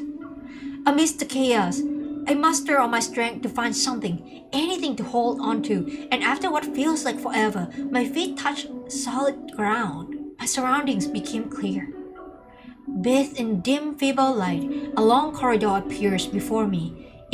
Its end remains hidden in the mist. Am I at a hospital? No. I feel a faint tremor in my chest. A familiar energy fluctuation surges with the mist. It drags me somewhere. This fluctuation is from an ether core. I'm probably in the Wanderer's portal. As I stand in the empty space, the sound of approaching footsteps reaches my ears. Turning around, I notice a dark figure. Zayne? An onslaught of sharp ice crystals materializes around me. They are ready to pierce my heart. Oh, is this like part of the childhood memory? The ground beneath me disappears, and I find myself falling into a sense of weightlessness again. As I float in this void, blurred lights and sounds rush past me like an avalanche. Within the boundless darkness, it's as if a pair of hands is gently lifting my tired soul. I struggle to open my eyes. After feeling my steady heartbeat for several seconds, I sit up on the bed. You're awake.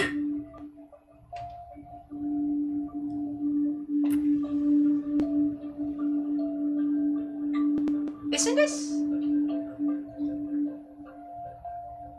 Wait, is this like his usual outfit or is this like Dawnbreaker outfit? I can't remember. By the floor-to-ceiling window stands a figure wearing black clothing. He turns around. Behind him are dilapidated buildings and the sunset's tender light. Zayne? The figure takes another step, his appearance nearly overlapping with the dark figure I had seen before. I move back.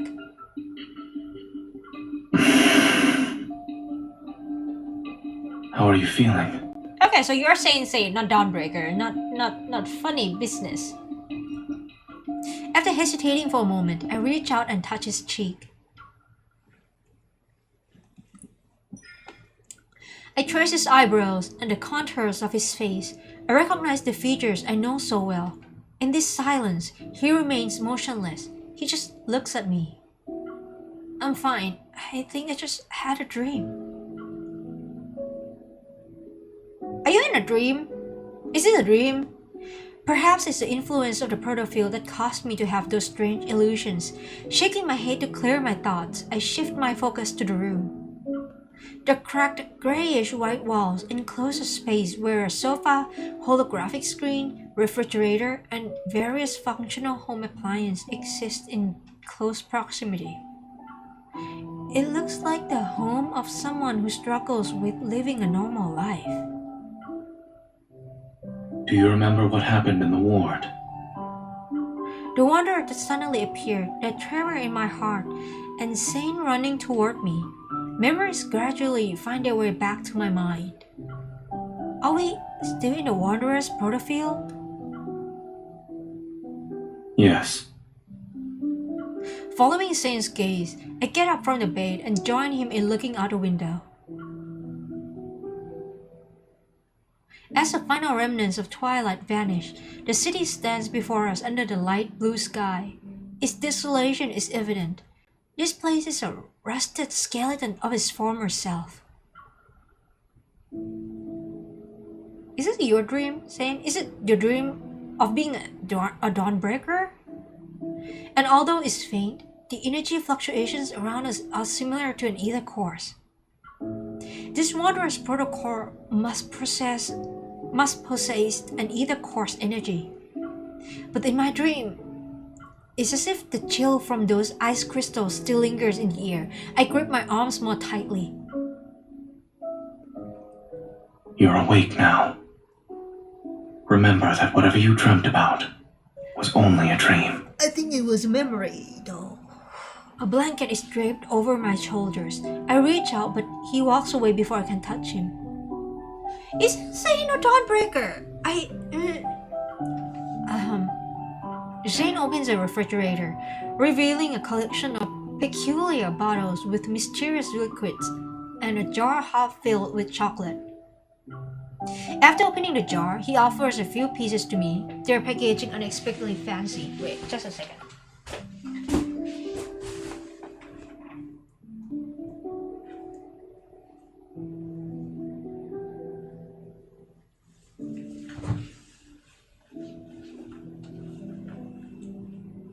Wait, what is this? Oh, it's here.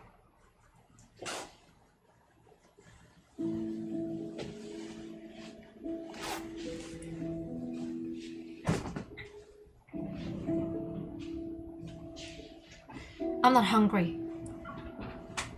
I'm hungry, actually. According to my perception of time, you've been unconscious for 2 days. Ah!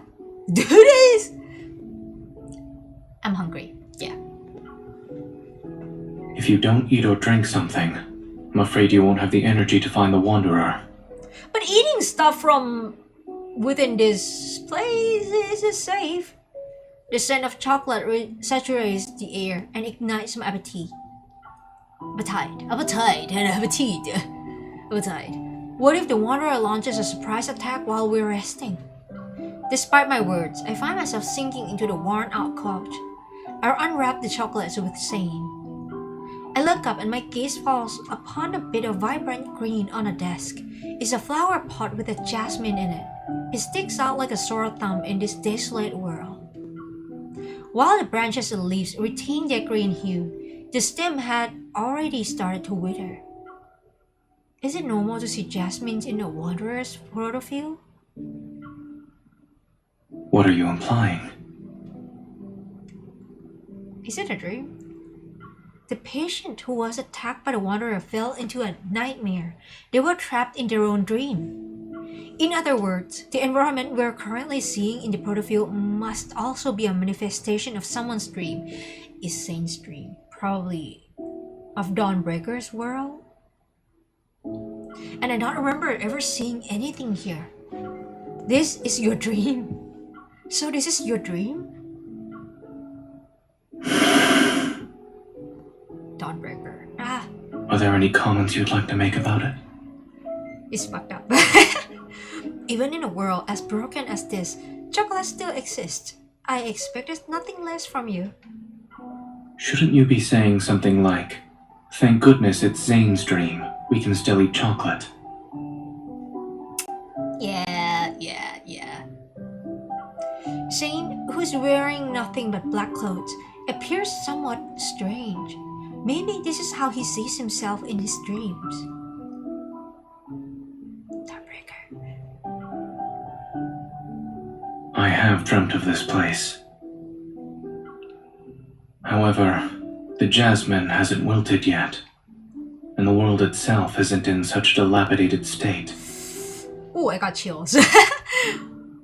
Is this the nightmare you've been having then? Zayne is quiet for a while before responding in a soft voice. Yes. Don't be scared. Dreams are the opposite of reality. Well, this one is kind of like, yeah, another timeline where shit just hit the fan so hard, right? Oh god. I offer the unwrapped chocolate to his lips. Try it. Who knows? Maybe the chocolate in your nightmares doesn't even taste like chocolate. He lowers his head and eats the chocolate. It's carrot flavored. Okay, I like carrots, alright, but like carrot flavored chocolate? That's a bit much. That's a bit fucked up.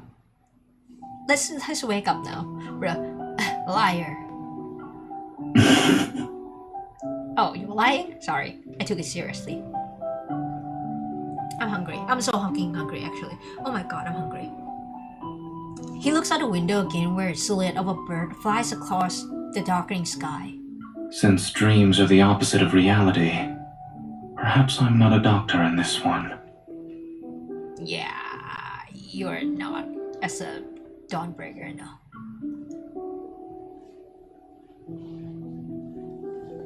Let me reach out. Lamau. I know about you, Lamau, too, but right.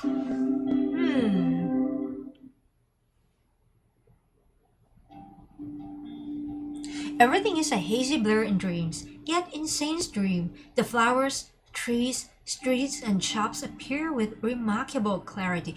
It's not just a dream, it's his Dawnbreaker timeline. I can't help but wonder how long this dream has haunted him, insistently replaying itself to the point where every detail is fleshed out. While it resembles my dreamscape, I can tell it's a protofield. Why? Over there. He guides me to the entrance of a narrow alley. The road ahead is covered in thick fog. It's as if we've reached the edge of the dream itself. From the fog, the frog! From the fog, a cluster of black crystals has emerged. It blooms like a flower and is as tall as a 3-story building. It blocks the path. A protocore cluster? It regenerates very quickly after it's broken. I'd say it's as good as new within a few seconds. Yes, I tried destroying it before you woke up. As I recall my past battles, a hypothesis forms in my mind. I think I know what's going on there. There must be another protocol cluster in this protofield, and they provide energy to each other. I can see what the combat is gonna be like in this one now. Oh my god. Ah, fine. We need to destroy both of them to leave the protofield. Eating sweets certainly makes one smarter. It just helps with, you know, brain and stuff. It just gives your brain a bit of a juice, a bit of a boost. Oh, I need sugar so bad. I don't think I had enough sugar today. Thank you for the compliment. I gesture toward him. Though I'm only slightly smarter than you. To be honest, I don't dare claiming that, to be honest. Like, this dude is a fucking prodigy. Chuckling, Zayne pulls down my hand. Since this is your dream, do you think you know where the other protocol cluster is? When you're in a protofield, using evol in a scientific manner is more effective than dreaming. The protofield is practically drenched in erratic energy fluctuations, yet amidst the entanglement of protocurves, I detect one that stands out. I open my eyes and point in a direction. From what I've sensed, the second protocol cluster should be on the other side of the protofield. Similar energy fluctuations appear from another direction. I look at Zayne. Which one would you like to pick?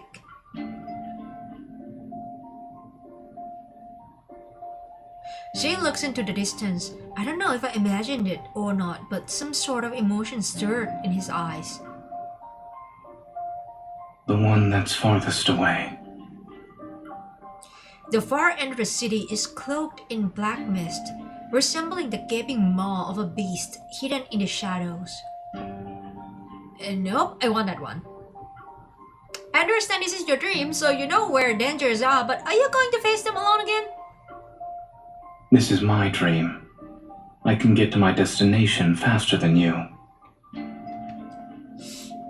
And these characters. We should share the burden, yeah? But your dream isn't exactly being nice to you right now. Maybe the more you try to use it, the more it'll use you instead. Let me go instead. You guys can just go together. Go together, bro.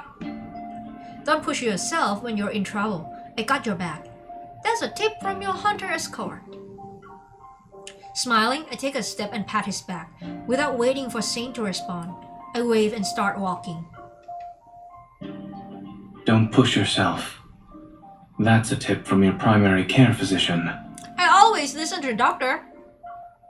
Behind me, I hear a soft sigh, followed by Zayne's words that are tinged with worry.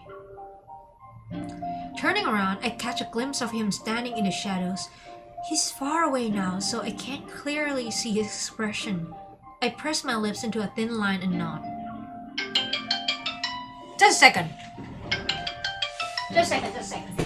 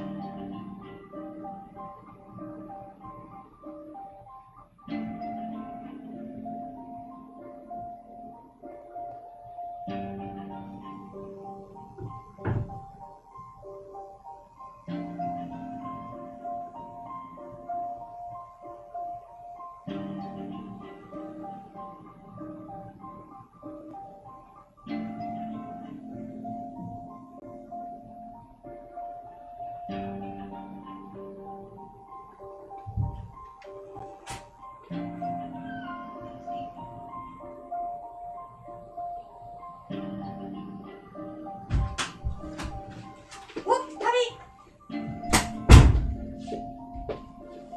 Baby, what's up? Oh god, you're so heavy. Sorry, my mom called me and my cat is here. Puppy is here. Choo choo choo choo. Okay, you wanna stay here for a bit? Wanna stay here a bit? Oh wait, what's going on in chat? All good? Hello stream? Remember to sub and follow Doug on all the social medias? Wait, who? Who? Sorry, I missed it. Baby. I don't know who is here, but hello. Thank you so much for visiting. Okay, regardless of whether it's him or me, we know we'll always support each other. Baby, don't go yet. Don't go yet. As the girl walks away, her figure disappearing from the fork in the road, Zayne turns his gaze toward the alley's depths. Within the thick fog, a broken streetlight flickers intermittently.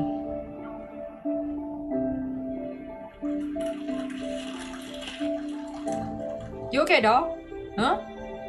Oh, baby, don't go yet, don't go yet, don't go yet. You're so cute. You're so cute. Don't leave me just yet. He raises his hand. Parts of the mist detach themselves from the air, spiraling and condensing. They coalesce into icicles above his palm. Oh, baby, don't leave. Ow. Man. Don't mind, just promoting you to the future viewers. There is no future viewers. Probably. I don't know. Actually, I have no idea. Dark impurities silently emerge from within them, but they stop spreading just as they're about to breach the outermost layer of the white crystals. It's as if a looming black hole threatens to consume everything pure and white, yet a thin, unwavering layer of pristine ice remains resolute in being the last line of defense.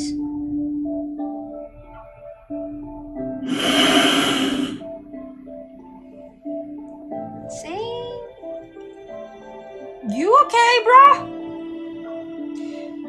Shadows stretch, and in the boundless fog ahead, the protocol cluster awaits his arrival like a slumbering wanderer.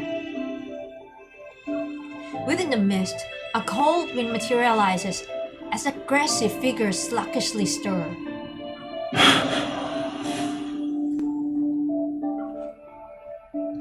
The ice crystals in his palm slice the air and seemingly hit nothing, but the protocol cluster shimmers for a fleeting moment. As more wanderers emerge, their roars resound, and their figures face in and out. The ice crystals solidify into sharp blades. Zayne delivers his attacks with decisive precision. I don't have to fight it. Blades of ice tear through the darkness, and a pungent scent permeates the air. The ground beneath his feet slowly transforms. It turns soft and slimy like sludge, stubbornly clinging to his legs. Dazed, Zayne looks down, peering through the mist and layers of unclear ice. His gaze falls onto his palm. Zayne! Oh, it's his friend from the anecdote, right? What is his name again? I can't remember his name, but like, there is a friend from the anecdote that turned into a wanderer, right? A bloody hue taints his hand, and an eerie shadow is cast over his senses. He's momentarily transported back to that bone-chilling nightmare. Zayne is shocked. He looks up and knows who's standing before him. The tension is palpable, gripping him. William?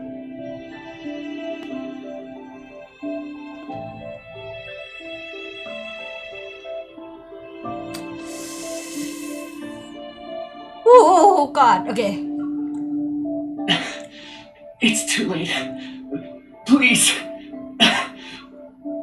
In the howling icy wind, Zayne hears his heavy breaths. Once again, he returned to the endless, snow-covered expanse of Mount Eternal. Bloody tears stream down from William's empty eye sockets. Then an array of faces emerges from the cluster's projection. Aren't you going to celebrate my birthday with me? Why did you kill me? What? Who the fuck is this? Aren't you a doctor? You should have saved me. Why didn't you save me and my child? Oh shit, his patients? Zayne, please, kill me. He's suffocating, he's trapped, his head is spinning. Zayne notices his fingers are trembling uncontrollably. He staggers back only to trip over something again. It's just an illusion. It's not real. It's not.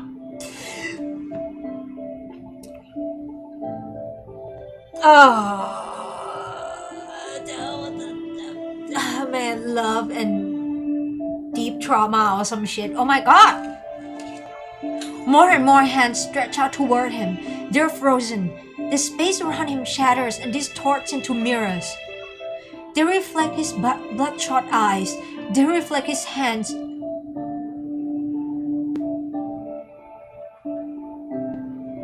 They reflect his bloodshot eyes.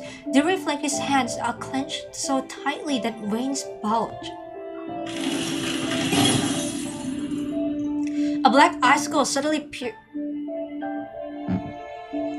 You know what took me out? The way his hand went here, right? And then his hand clipped into his outfit. I can't fucking believe it. No! Oh my god, that took me out. A black icicle suddenly pierces through the mirrors and shatters part of the protocol cluster. The protocol cluster doesn't regenerate. It resembles a cliff teetering on the edge, ready to collapse in on itself.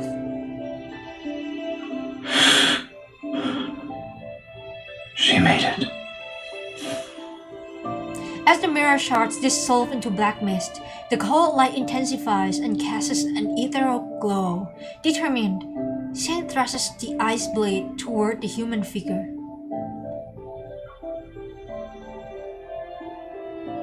Zayne. Oh, it's MC. The ice blade stops as Zayne's pupil contract. It's MC. It's her. But she can't possibly be here. They're your patients. How could you? Am I next? You'll kill me, right? No, you're not Zayne.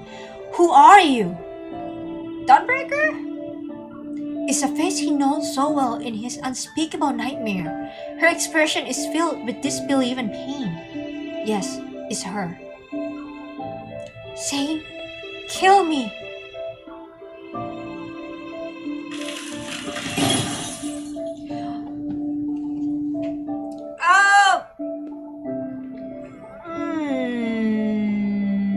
Love and deep trauma. What the fuck are we doing here? Started playing the game to be happy. Are we doing this? Oh god, I have had hair on my face too. This is this is terrific. Unfurling.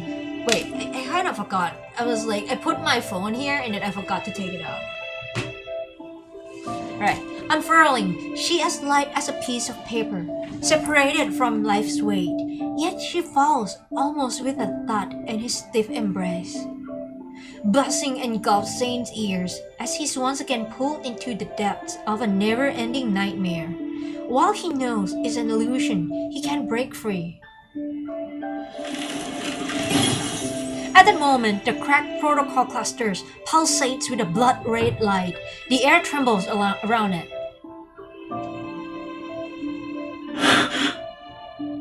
The massive shadow before him breaks along with the other protocol cluster. The illusion in his arms changes again, but he doesn't look up. He only clenches his fist. It's time to end this. A cold flame flickers and pure black ice crystals surge beneath him. They freeze every figure that lurks within the shadows. The darkness is suppressed and his surroundings change. is foggy. A blurry figure gradually emerges from the cracks in this space. Zayne conjures black eyes and takes aim. However, his body becomes immobile as if he's frozen in place. You shouldn't throw yourself into danger just for her. Who? Oh, His entire body becomes encased in ice. Black crystals pierce his chest and spread to his fingers. The intense pain leaves Zayne's back drenched in sweat. He is unable to control his body as he collapses. His heart races in fear as he hears the cold voice. Seek your destiny. Only then can you be redeemed. Who the fuck are you now?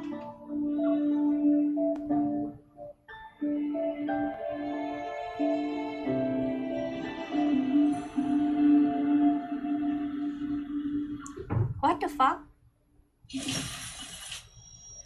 Wait, I forgot to read chat. Don't mind promoting. Wait, Alamo saying scares in real life cats. No, it's okay. Here comes the trauma. Ah! As the protocol cluster shatters, a distant tremor ripples through the air. The space around me transforms into mist. The moonlight shines down. Then the fog dissipates. I can feel the ground beneath my feet. I cautiously assess my surroundings and see I'm in a garden at the back of the hospital. Something's not right. This is Lincoln's Axel Hospital, but we should be in Chansha. My heartbeat quickens and a sense of foreboding washes over me. Holding my gun, I push open the door that leads to the hospital. Behind the door, a white mist emerges. We're not out of it yet. When it cleared, I noticed I was back at Zayne's place. By the couch, someone was lying on the floor with their back to me.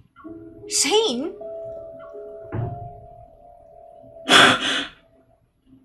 be careful. We haven't escaped this dream. There are 2 layers, and the Wanderer is still here. Dude, how much trauma do you guys have to bear before you guys can be free? Yikes. I rush over to Zayne and help him up.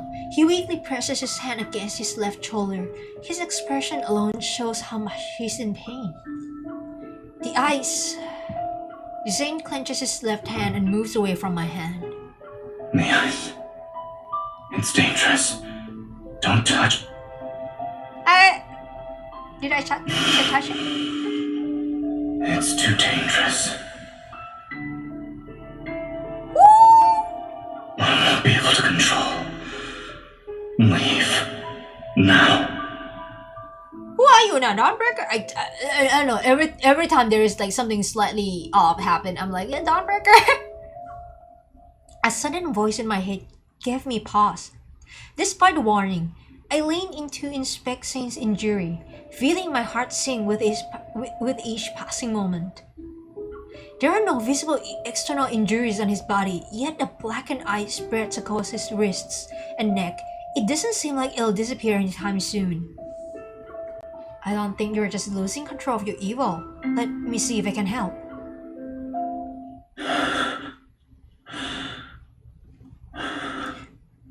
Don't worry. I'm fine. It was just... Oh man. Doesn't look like you're fine. Let me read. It starts to melt. Since my method's working, just sit tight for a while. Oh, sorry. Don't waste your time on me. We can still go after her. You're done. Focus on taking care of yourself first.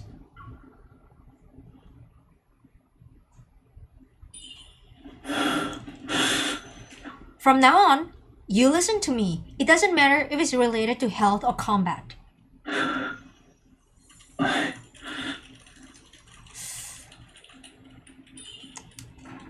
There's no use in resisting. If I were you, I'll just listen and follow along.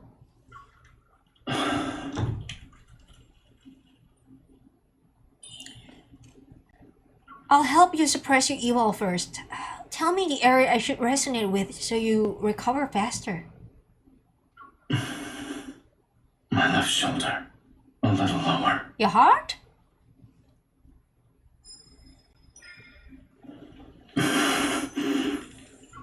You might be more familiar with what happens in dreams, but I'm an expert in dealing with wanderers.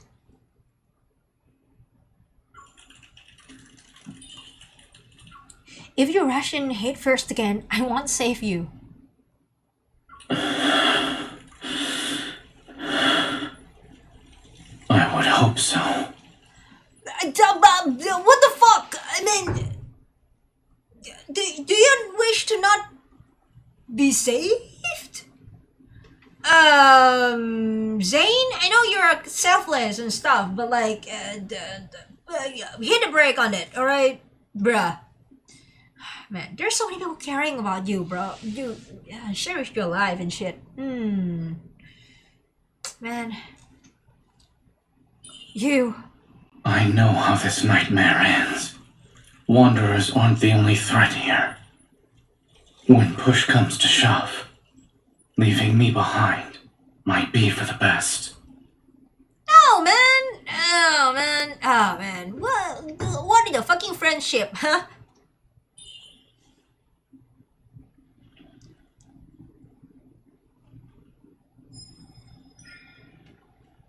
I always keep my word. What else did you need me to do, aside from leaving you here? If I do something that ends up hurting you, don't go easy on me. Bruh, you wish? Didn't you agree that you'll do whatever I say? Well, here's my first order. You're not allowed to talk like this anymore.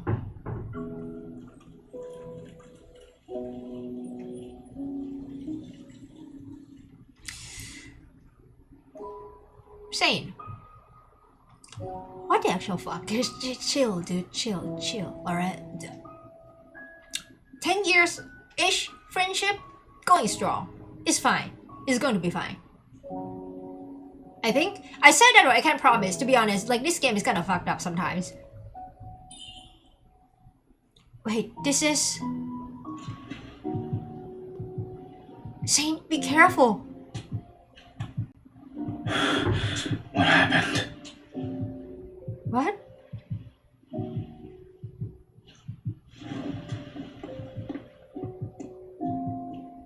What the hell is going on?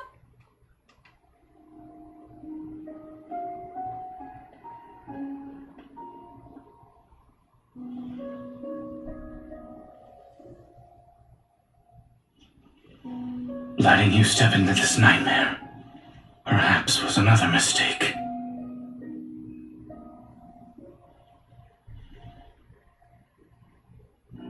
But at least I have one last choice.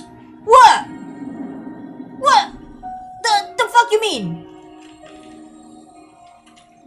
Huh? What the fuck are you doing? Whoa, chill.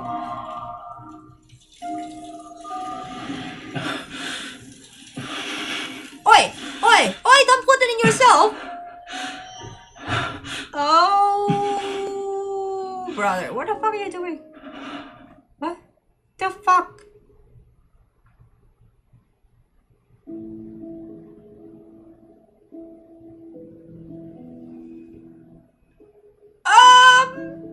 Bro? What the fuck just happened?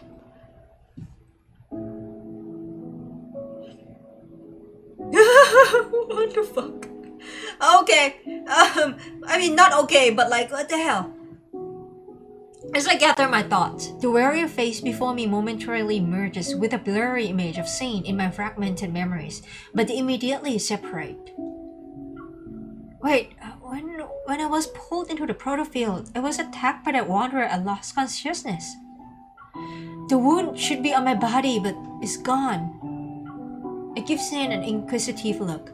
I want an answer, but he averts his gaze instead. Zayne, what did you do while I was unconscious? did you take it away and just put it on yourself? That's crazy. Dog. The fuck? Zayne, what the hell? Excuse me, what the fuck? Let me read chat a bit. It's inception time! Ah! Zayne's kinda like a ticking time bomb. Ticking time ice bomb. Shit. These men, none of them are really living good life, huh? So she's essentially tried to ease the pain for Zayne and take some of his curse. And then he just took it right back.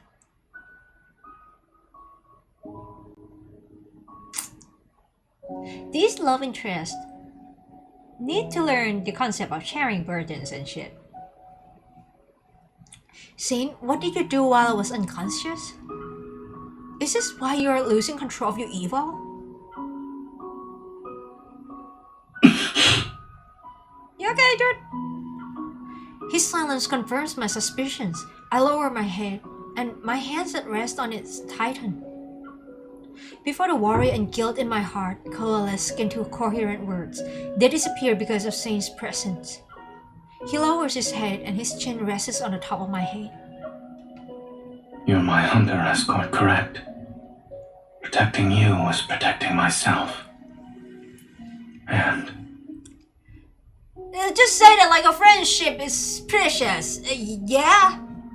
after subjecting you to a distressing dream, ensuring you can leave safely is the least I should do. Why are you making it sound like you dragged me through hell and back? It's not your fault, bro. Chill. Your dream didn't hurt me. The mist is exploiting it. What if the Wanderer wasn't the only source of danger? To be fair, are the love interest in You've this seen how bleak and oppressive this dream is. As you said, it's not exactly being nice to me. Zayne, all the love interests in this game are equally dangerous, right? To MC. So it's okay, bro. You can chill. Perhaps the dream itself is the real threat here. Still, it's not your fault. You cannot really control it. So, Zayne talks slower, enunciating. Enunciating? English is the danger here. Zayne talks slower, enunciating each word with a gentle tone. It's as if he's trying to calm his simmering inner turmoil. I realized something. After we entered the protofield that's based on Zayne's dream, he's been acting more hesitant. Could it be... Zayne, this nightmare is more than just a dream to you, right? I sense his hand subtly move. A testament to his master's emotions that are always restrained. A dream remains a dream so long as you wake up from it. But when that day comes, when I can't wake up... Are you worried you'll be trapped in your dreams? Or that your dreams will encroach on reality? If the day ever comes, even if the world falls into chaos and everything turns upside down, I'll never forget who I am, and I won't forget who you are. Hey, MC. I have a bit of a thingy to tell you that like you kinda have a problem about memory loss. Like quite a few hundred times, and Caleb experienced all of that. So, don't promise you will remember him.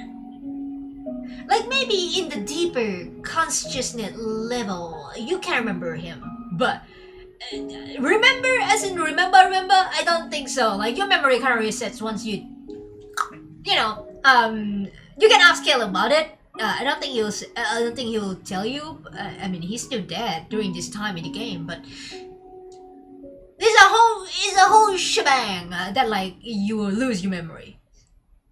I mean, you lost your memories. You didn't really lose it again after you escaped the lab, but it's a whole thing. And yeah, I'll never forget who I am, and I won't forget who you are. I kinda doubt it.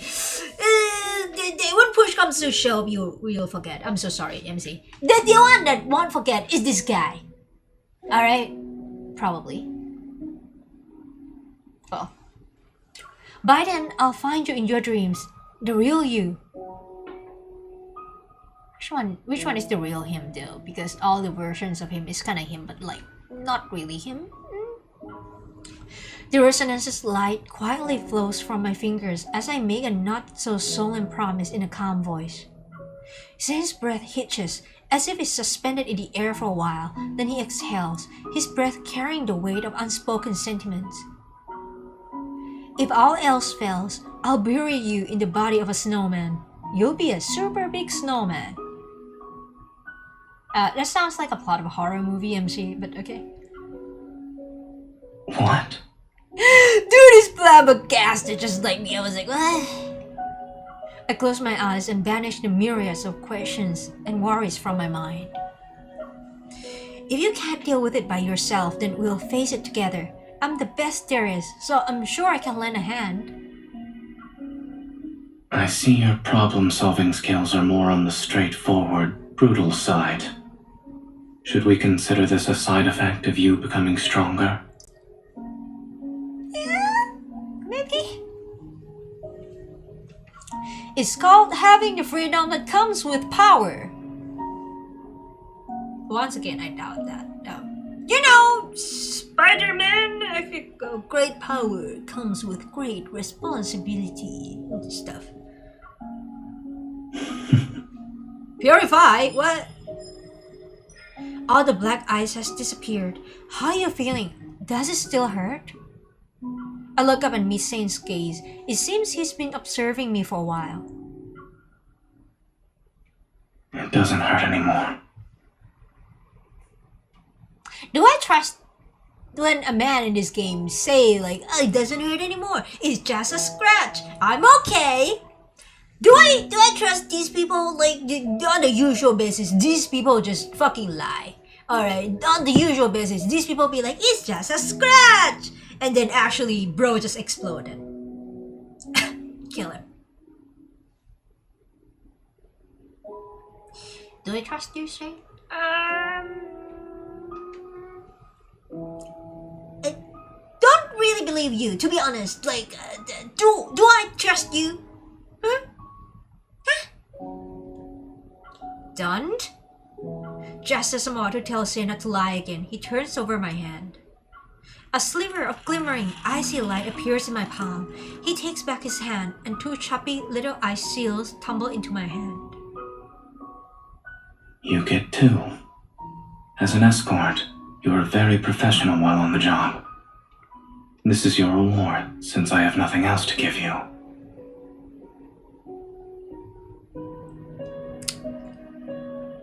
You could have helped me with like giving some truth and some appreciation for the friendship we have.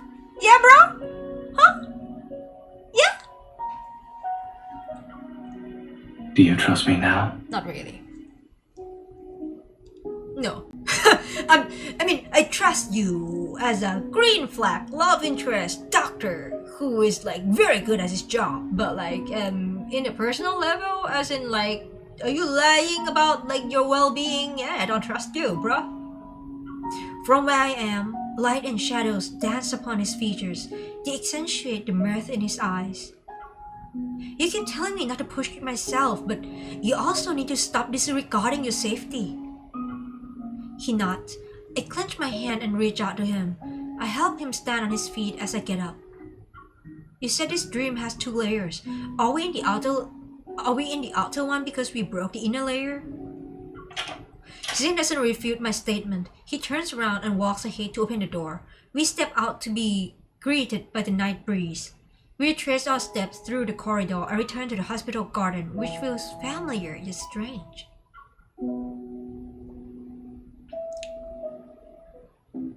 A mutated wanderer's protofield defies normal logic. It could be hiding anywhere. Outside the hospital, skyscrapers rise like towering concrete trees in the forest. Meanwhile, the rest of the city stands in eerie silence. I can use my evil to return the protofield to its original state. Negative consequences born from mistakes don't need to be fixed. The sky swiftly darkens, as if time itself has been accelerated.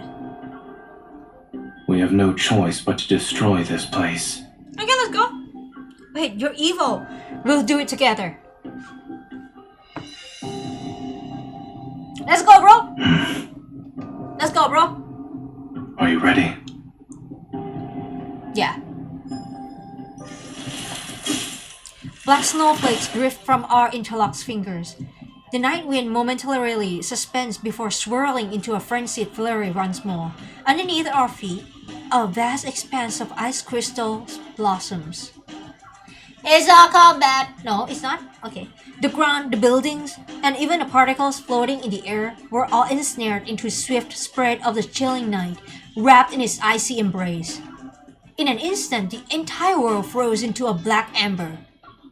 A rift violently tears through the fabric of this space. The wanderer can't hide anymore. It screeches and reveals its true form.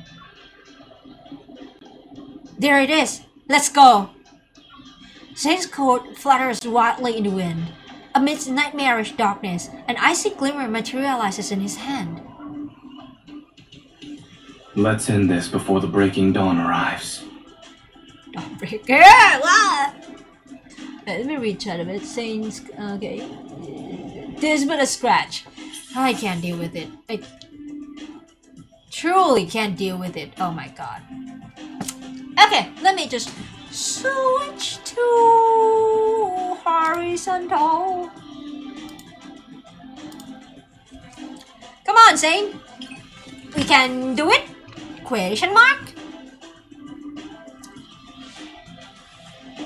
Wait, I didn't... Wait, what is the weapon that I'm using? Concentrate. Oh, a sword. It's your turn. No problem. Make sure to dodge the attack. Yeah, okay. Victory is within reach. You need to die! Watch where No, it's no, no, going. no, no, no, no. Eat this. Oh! Bring it on. I haven't used sword in Struggling is 37 futile. years! It is falling apart. It's over. It's your turn. No problem. Keep your distance, or else you'll get hurt. Oh, is this motherfucker a hit? Oh! This is dangerous. Oh, no! Look No! after yourself. No! They won't be able to lay a finger on me. No, no, no, no, please! Keep your Just distance from die, me. please! Stay where I can see you. Please, please, please! Oh! With our combined strength. Here I go. Eat this. Oh, I haven't used sword in like 37 years. I can't remember how I do this. Stay safe. Don't get distracted. Oh my god, bro. Fuck you. Keep your Fuck you. distance. Fuck you. Fuck you. Watch where it's How I do going. this? How I do this? How I do this? It's your turn. It is weak. Now's our... I'll send it on a journey. My turn. Send it on a journey. It's not a journey now. Zayne, Here it comes. The journey is not Leave it journeying to me. right now. Is this what you wanted? perfect. It recovered. Be careful. Please die. Please. Make please. sure to dodge the attack. Fucking hell. Please die. I'll show you. Please die. Please die. Please. Please. Please. My turn. Stay where I can see No, you. no, no, no, no, no, no, no, no, no, no, no, no, no, no, no, no. Uh-oh. Perfect. It's not 3 stars. I think it's just 2. It's 3 stars. Yes. I thought that like it's like 90 seconds, so I was like, good. I hate the Wanderer so much. I just hate it when like it just takes like so many seconds during the animation thingy. I just hate it. It needs to die. Needs to go. Oh, wait, sorry. Come on. Once the final blow is dealt to the Wanderer, an intense tremor surges from the depths of my heart. But the resonance is unmistakably this time. It's akin to gentle waves brimming with power. A light warm glow gently descends into my palm. Is this Shanxia Hospital? The breaking dawn's light streams in through the window. In the silent corridor, the air carries a faint scent of disinfectant.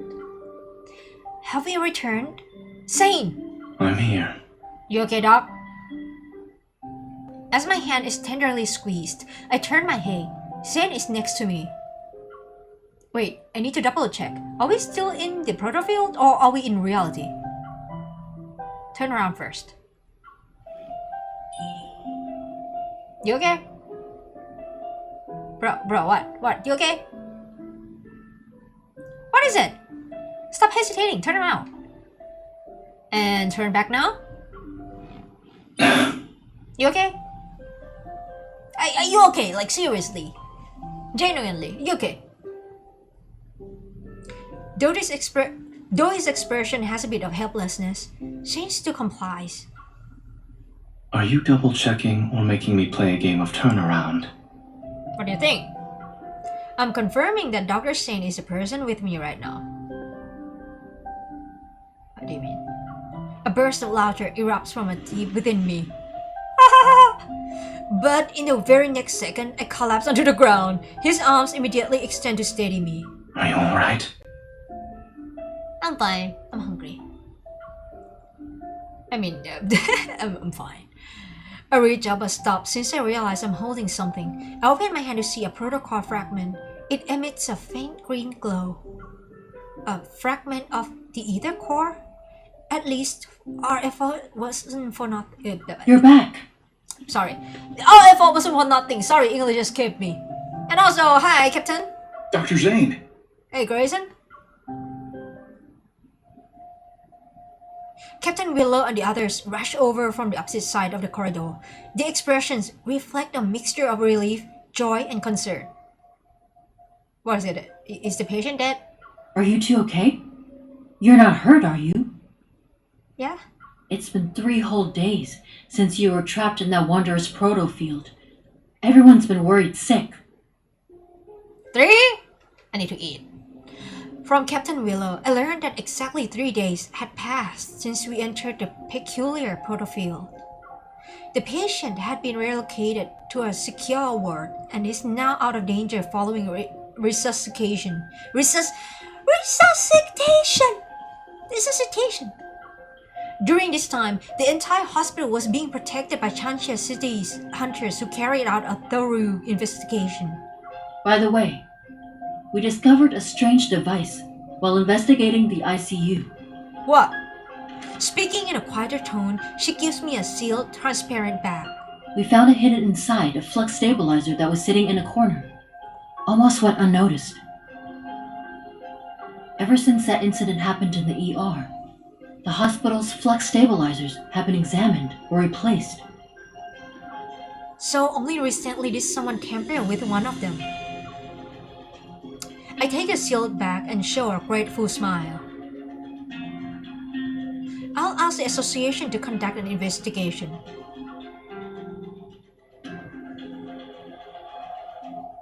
Lincoln City, 3 days later.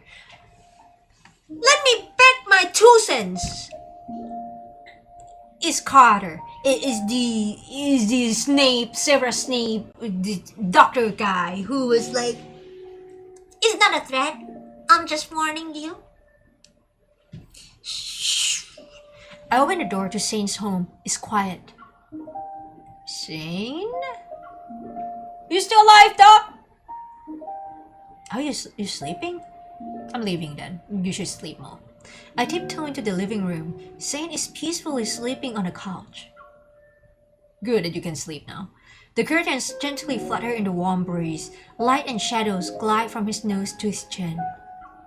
Is he sleeping or... What do you mean, sleeping or dead? Hey!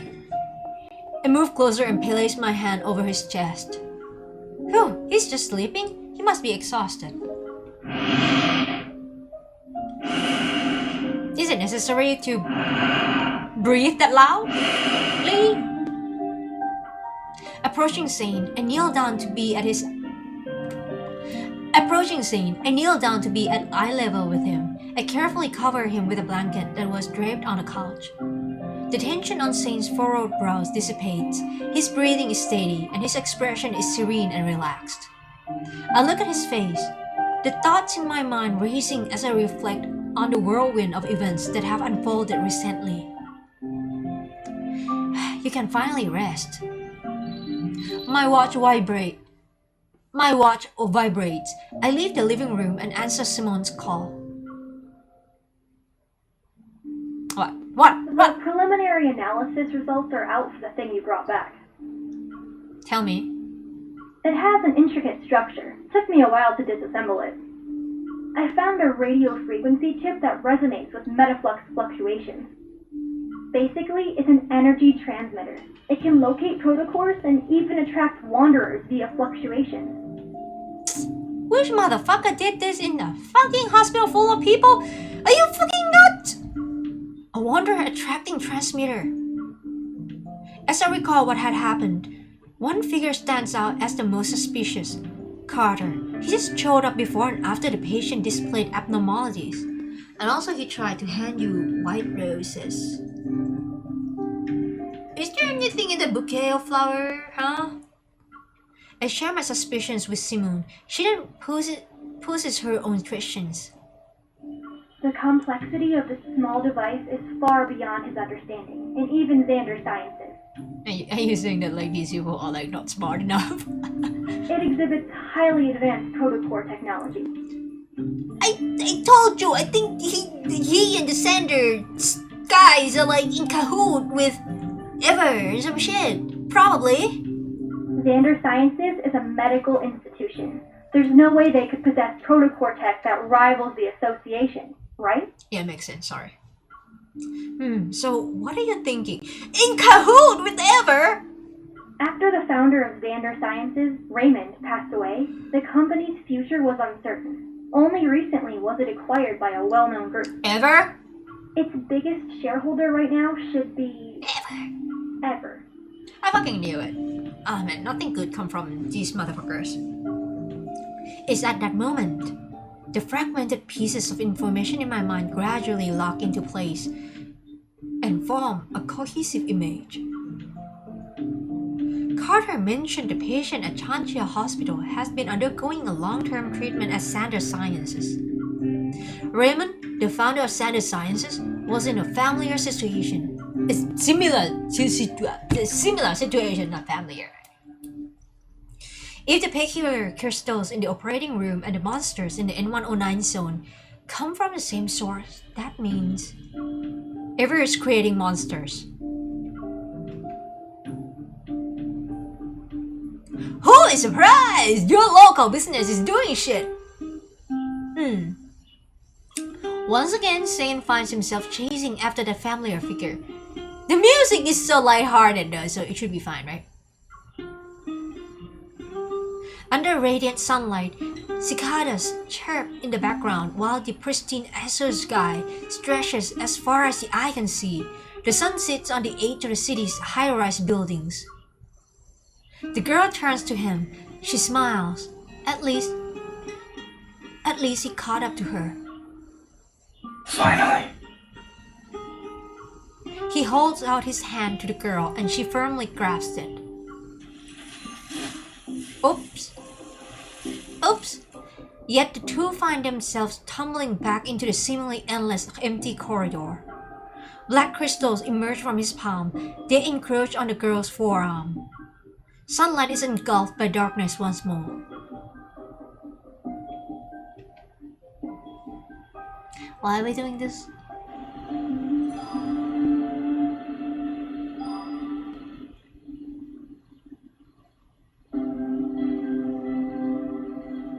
That's it?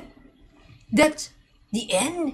We ended just like that? Are you fucking insane? Oh, that's crazy. Oh, I'm baffled. I'm fucking baffled. Okay, I think I can do one more and then I need to end the stream because it's getting a bit late. Let me just... Since I cannot do all three, maybe I'll break the recording a bit so that this part would be for Saints, right? It would be like for Thorns Under the Moon, right? And then the next part would be... You know what? I'm gonna do Saviors because Hero is here. You know, Savior main.